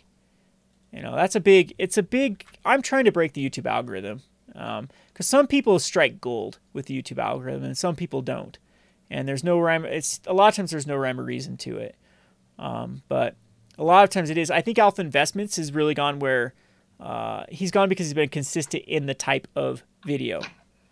I was about to say, it seems like just from paying attention, watching certain channels blow the fuck up, kind of like Alpha Investments relatively, where he's appealing to so many non-Magic players and other YouTubers I've been watching. It seems like views are kind of king. Like if you can just get the most amount of views, it just kind of steamrolls and it keeps throwing you in the recommended. Yep. Yeah, my biggest problem is I haven't been consistent. So but it feels like I was going over Purple's channel just recently, looking over his videos and seeing random 1 to 2 to 5,000 view videos and then random 30,000, 17,000 but I was looking at the titles and the thumbnails, and I don't know, like obviously it's a marketing thing. You have to market your video, but that kind of seems like that's what YouTube's. That's bummed him out too, though. I mean, he put together a vid about Eldritch Moon, and you know the atmosphere that is achieved from opening a booster pack, how well it's done with the flavor as fan, the general flavor spread among the cards, and that only got like a few thousand views, like, you know, maybe 2,000 or something, and then he did something just topical and it was 17,000, and he put more effort into the Eldritch Moon one, and I think he did, and so it kind of bummed him out. He's like, guys, like, you know. Well, I mean, it kind of like looking at those videos, it's like, which one was I thinking of his 30,000 view one? Is talking.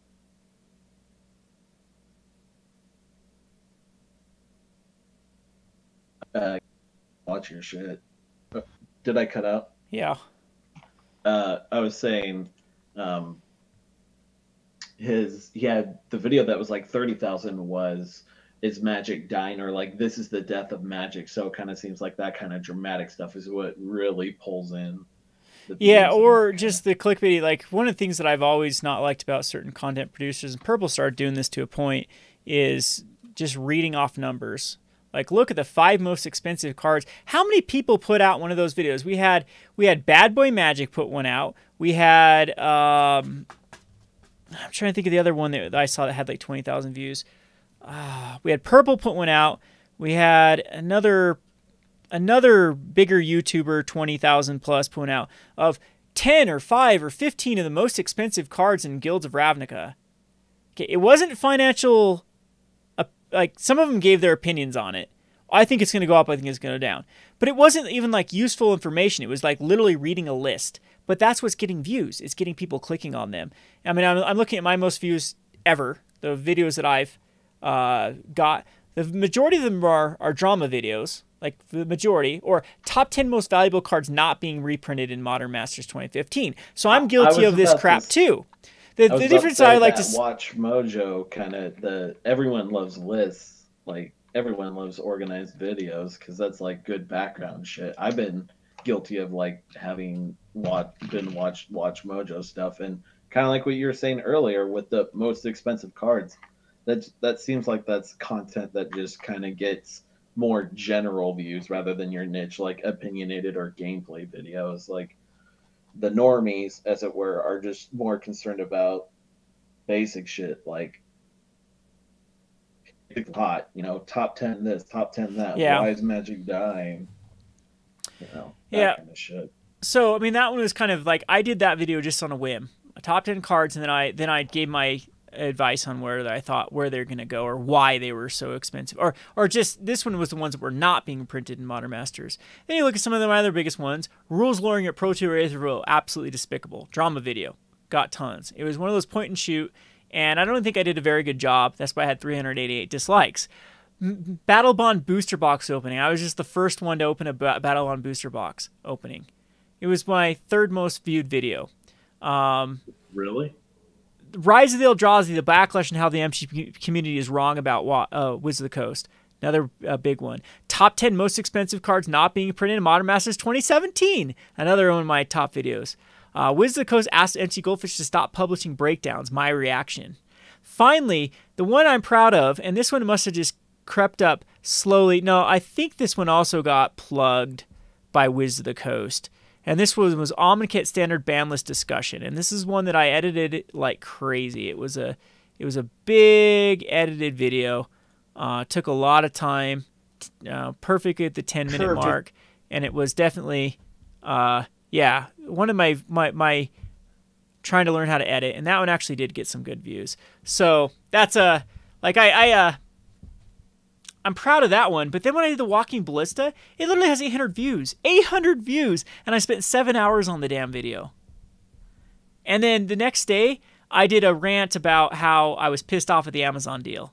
And it gets 5,000 views, and then I do a follow-up to it, and it gets 4,000 views, and then I do a stupid Guilds of Ravnica pre-release kit opening, and it gets 15,000 views, and it's just I don't know, it's very, very frustrating. And then to go over, since we're talking about he should not be named, I said I wouldn't bring him up anymore, and literally it's playing some stupid game in the background and trying to talk over the game.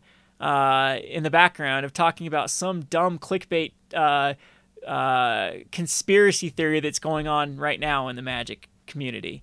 Like literally all of them, it's like, oh, look at this topic. Oh, I'm going to talk about it. And I mean, Lion's guilty of that crap too, where it's just like, oh, look, this person did a tweet. Let's do an entire video about a tweet between this person and this person. And it's just, but the views come in, the clicks come in, and it's sad that YouTube has gone that direction. That's why you actually saw me kind of fall off in September. I was so frustrated with content creation, but then again, people prove me wrong when you have people like Sam, and even people like, and now even the Command Zone, and people Magic like AIDS is blowing up. Yeah, Magic AIDS is good, though he found a very good niche to a good way to do deck text plus gameplay by really cutting it down to the point. And then SBMTG. Who? Dev, strictly better. Yeah, but you're gonna get me ranting about Dev as well. Because Dev, I think, is kind of in the same category, at least not as guilty, because at least Dev is adding content, but Dev does do a lot of point and shoot from Goldfish. He picks up a video that's on Goldfish that someone else did, that someone else brewed, and then talks about it, and doesn't even really give a good breakdown to it. Just pets his cat and talks about it. And I'm not saying this that, like, I like him as a person a lot, and I'm not being very critical, so before people unsubscribe and hate me for it, I like the guy, and I think he's a net good to the community. But again, that is the reality of the video. It's like literally taking the vast majority, like he puts out some good unique content, but to keep the day grind, it literally is like, oh, okay, I better go find a cat list on MTG Goldfish and talk about it today. And same thing. So it's like anyone can regurgitate that information. It makes me wonder how much of an audience those two channels share.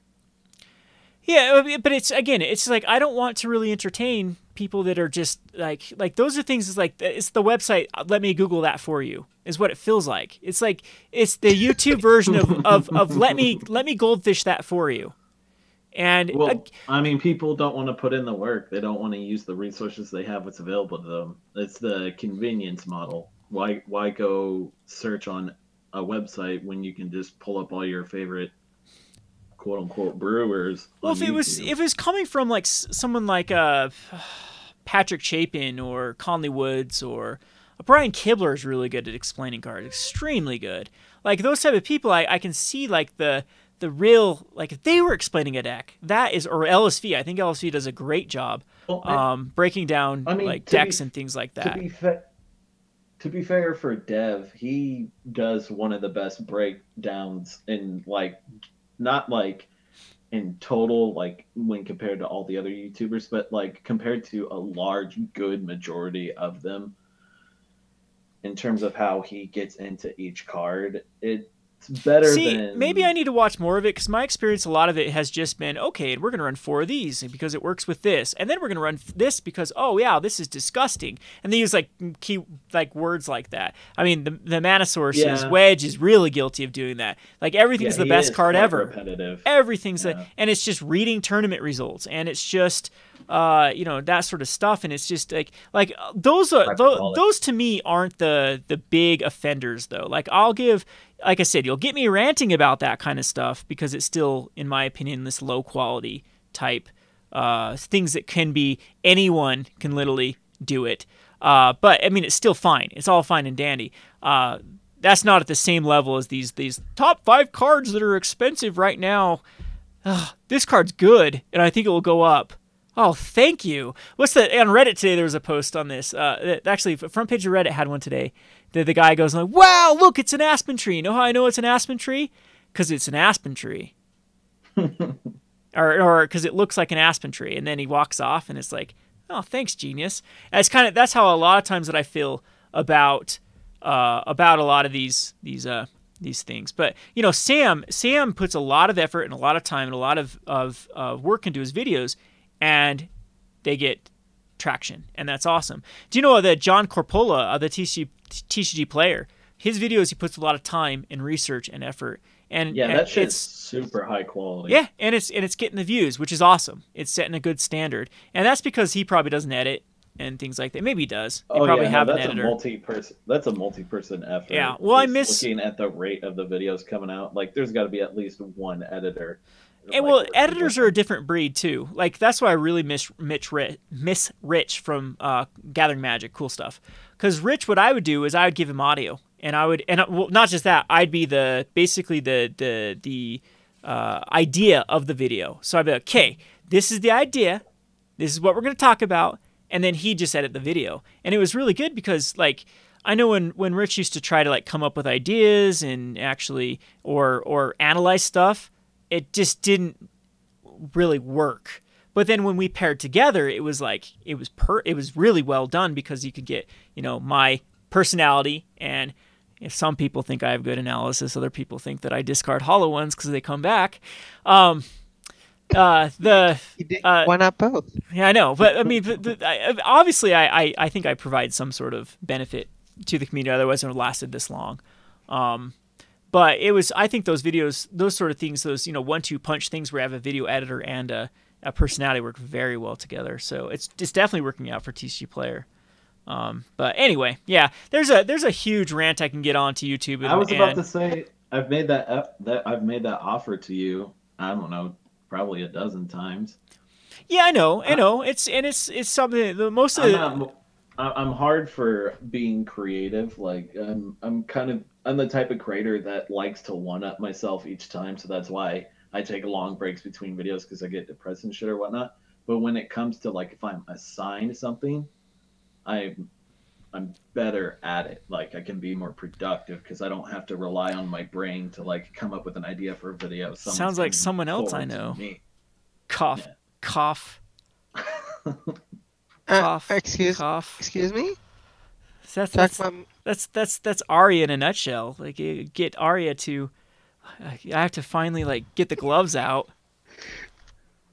Okay, you're gonna do this now, and then comes up with an amazing article. The writing skills is incredible on it, and we need to start pushing that stuff. How's this turned into like a business meeting now with everyone on live on YouTube? This is usually what happens at our Discord, by the way. This is how we kind of get sidetracked on all sorts of stuff. So, but yeah, I mean, I have some good ideas for the third channel where it's going to use, you know, a lot of people's talents, and use them as they should. Like, the biggest thing we need at this kind of rogue deck builder brand is we need the big boy pants person. Like, we need the Rich Castle. We need the person that's like, okay, you need to do this today. Oh man, I got threatened I think the only reason I ever did a video for Gathering Magic is I was like, you got to get this out now. Well, okay, I'll do it. So anyway, that's fun. I hope. Well, yeah, maybe everyone feels more involved in the little thing. We got it. That's what I like the most. If people ask me why I keep doing Magic videos and stuff like that, yeah, my channel's pretty stagnant. It's not glorious, But the people I've met, the Scrons, the Tasties, sometimes the Arias, sometimes like on the good days.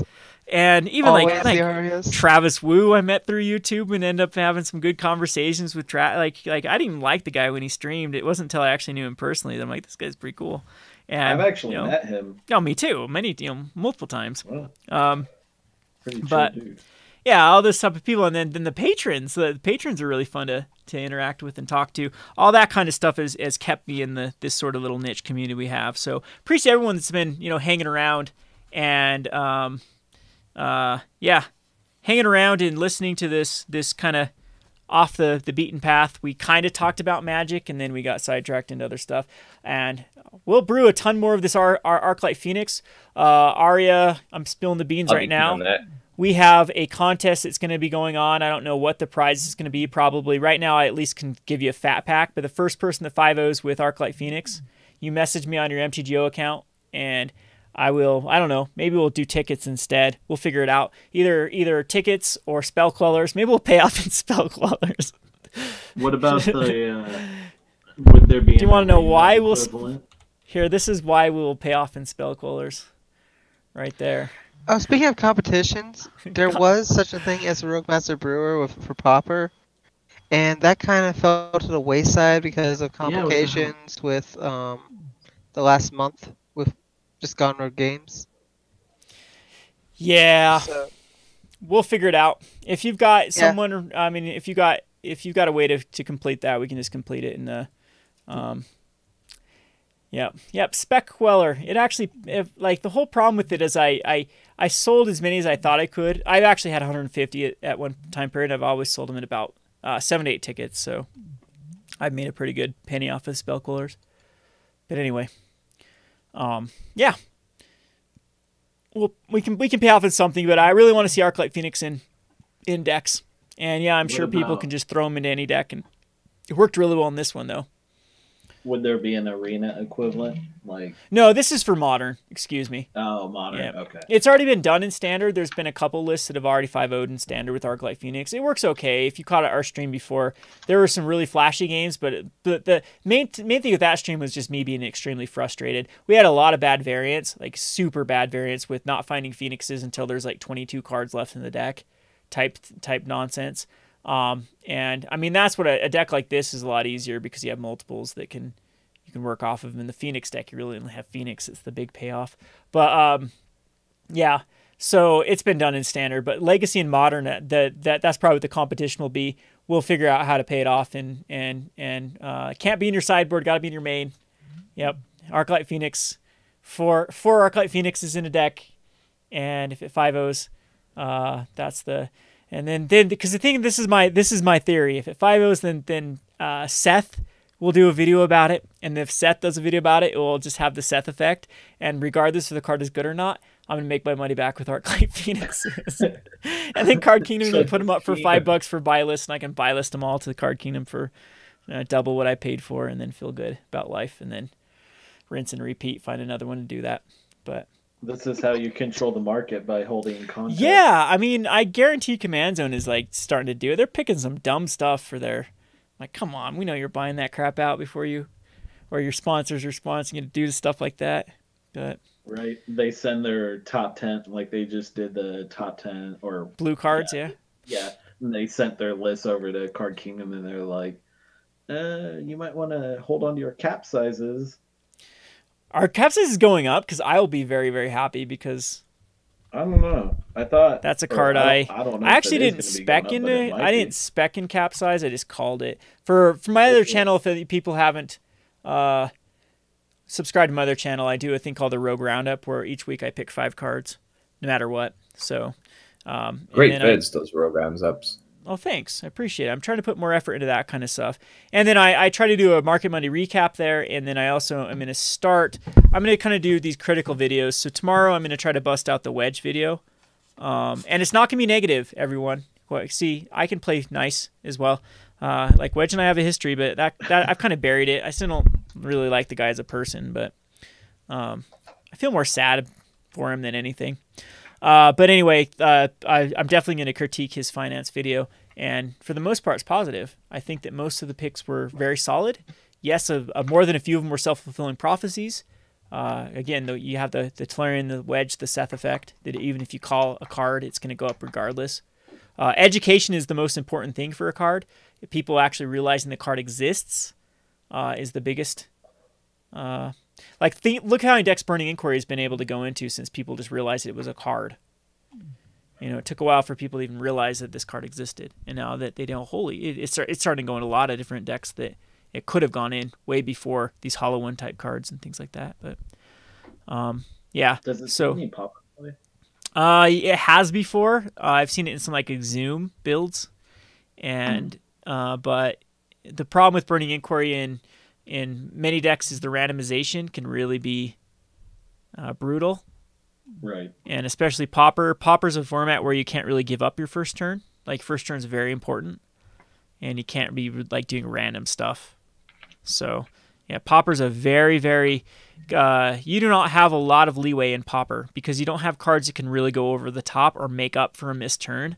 So you need to be playing things on every turn and interacting every turn. And that's what kind of makes Pauper beautiful, is there's a lot of interaction and there's not a lot of dead time. Yeah, you can be playing against Turbo Fogs and Trons, but for the most part, Pauper is pretty inactive, pretty back and forth, and not a lot of room for mistakes or dirtles. So, see, Modern, you can dirtle all you want. Standard, you can dirtle all you want if you can just bank on Teferi. There's really nothing like that in Pauper, where you can just bank on a Scarab God type card to come down and just win the game. Yeah, but... Yep. Oh, well, we covered a lot of stuff in this long thing. Now I'm 2 hours over what I said I was going to be, so I'm already going to have to go get the whip and whip myself for being bad, as I need to get my cards done. Now I need to catch up for Monday, Tuesday. Today I was supposed to do laundry and clean the kitchen. That did not happen. So I got some cleaning to do. But anyway, appreciate everyone. I've had fun tonight, and check back. We'll try to do some more streams. I spent a lot of money into this stupid thing. I'll probably end up making it all back though. So that's a pro tip if you want cheap Modern cards right now, and in 2 months you're gonna be able to sell all these cards back for more than you pay for them right now. Everything was so dirt cheap. Like all of these were at their like 3-4 month lows that I just picked up with these cards. So that's what I like about MTGO. You can always sell your cards back if you just have to be smart with it. And I haven't paid on MTGO in years, just by juggling cards. But we'll get back to Arena as well. I still think that supporting a platform that at least has the ability to morph into something great is probably where I want to be spending my time. But we'll see. Modern might hold my thought or my attention span for a little bit. Hope so. Yeah, maybe I'll get back into it. Never say never. Never say never, right? Just watch me play against a bunch of escape shifts in a row, and then I'll be done with Modern. But that didn't happen tonight. You played one Tron game, and it didn't go that bad. Yeah, I don't really mind that Tron either, Eldrazi Tron. So it's still quite interactive and whatnot. But alrighty, well, I think I'm going to call it. You all have been fun. Although at least people have been chatting, and we've lost everyone now. We're down to bare minimum people. And again, we'll stream later. Thanks for watching.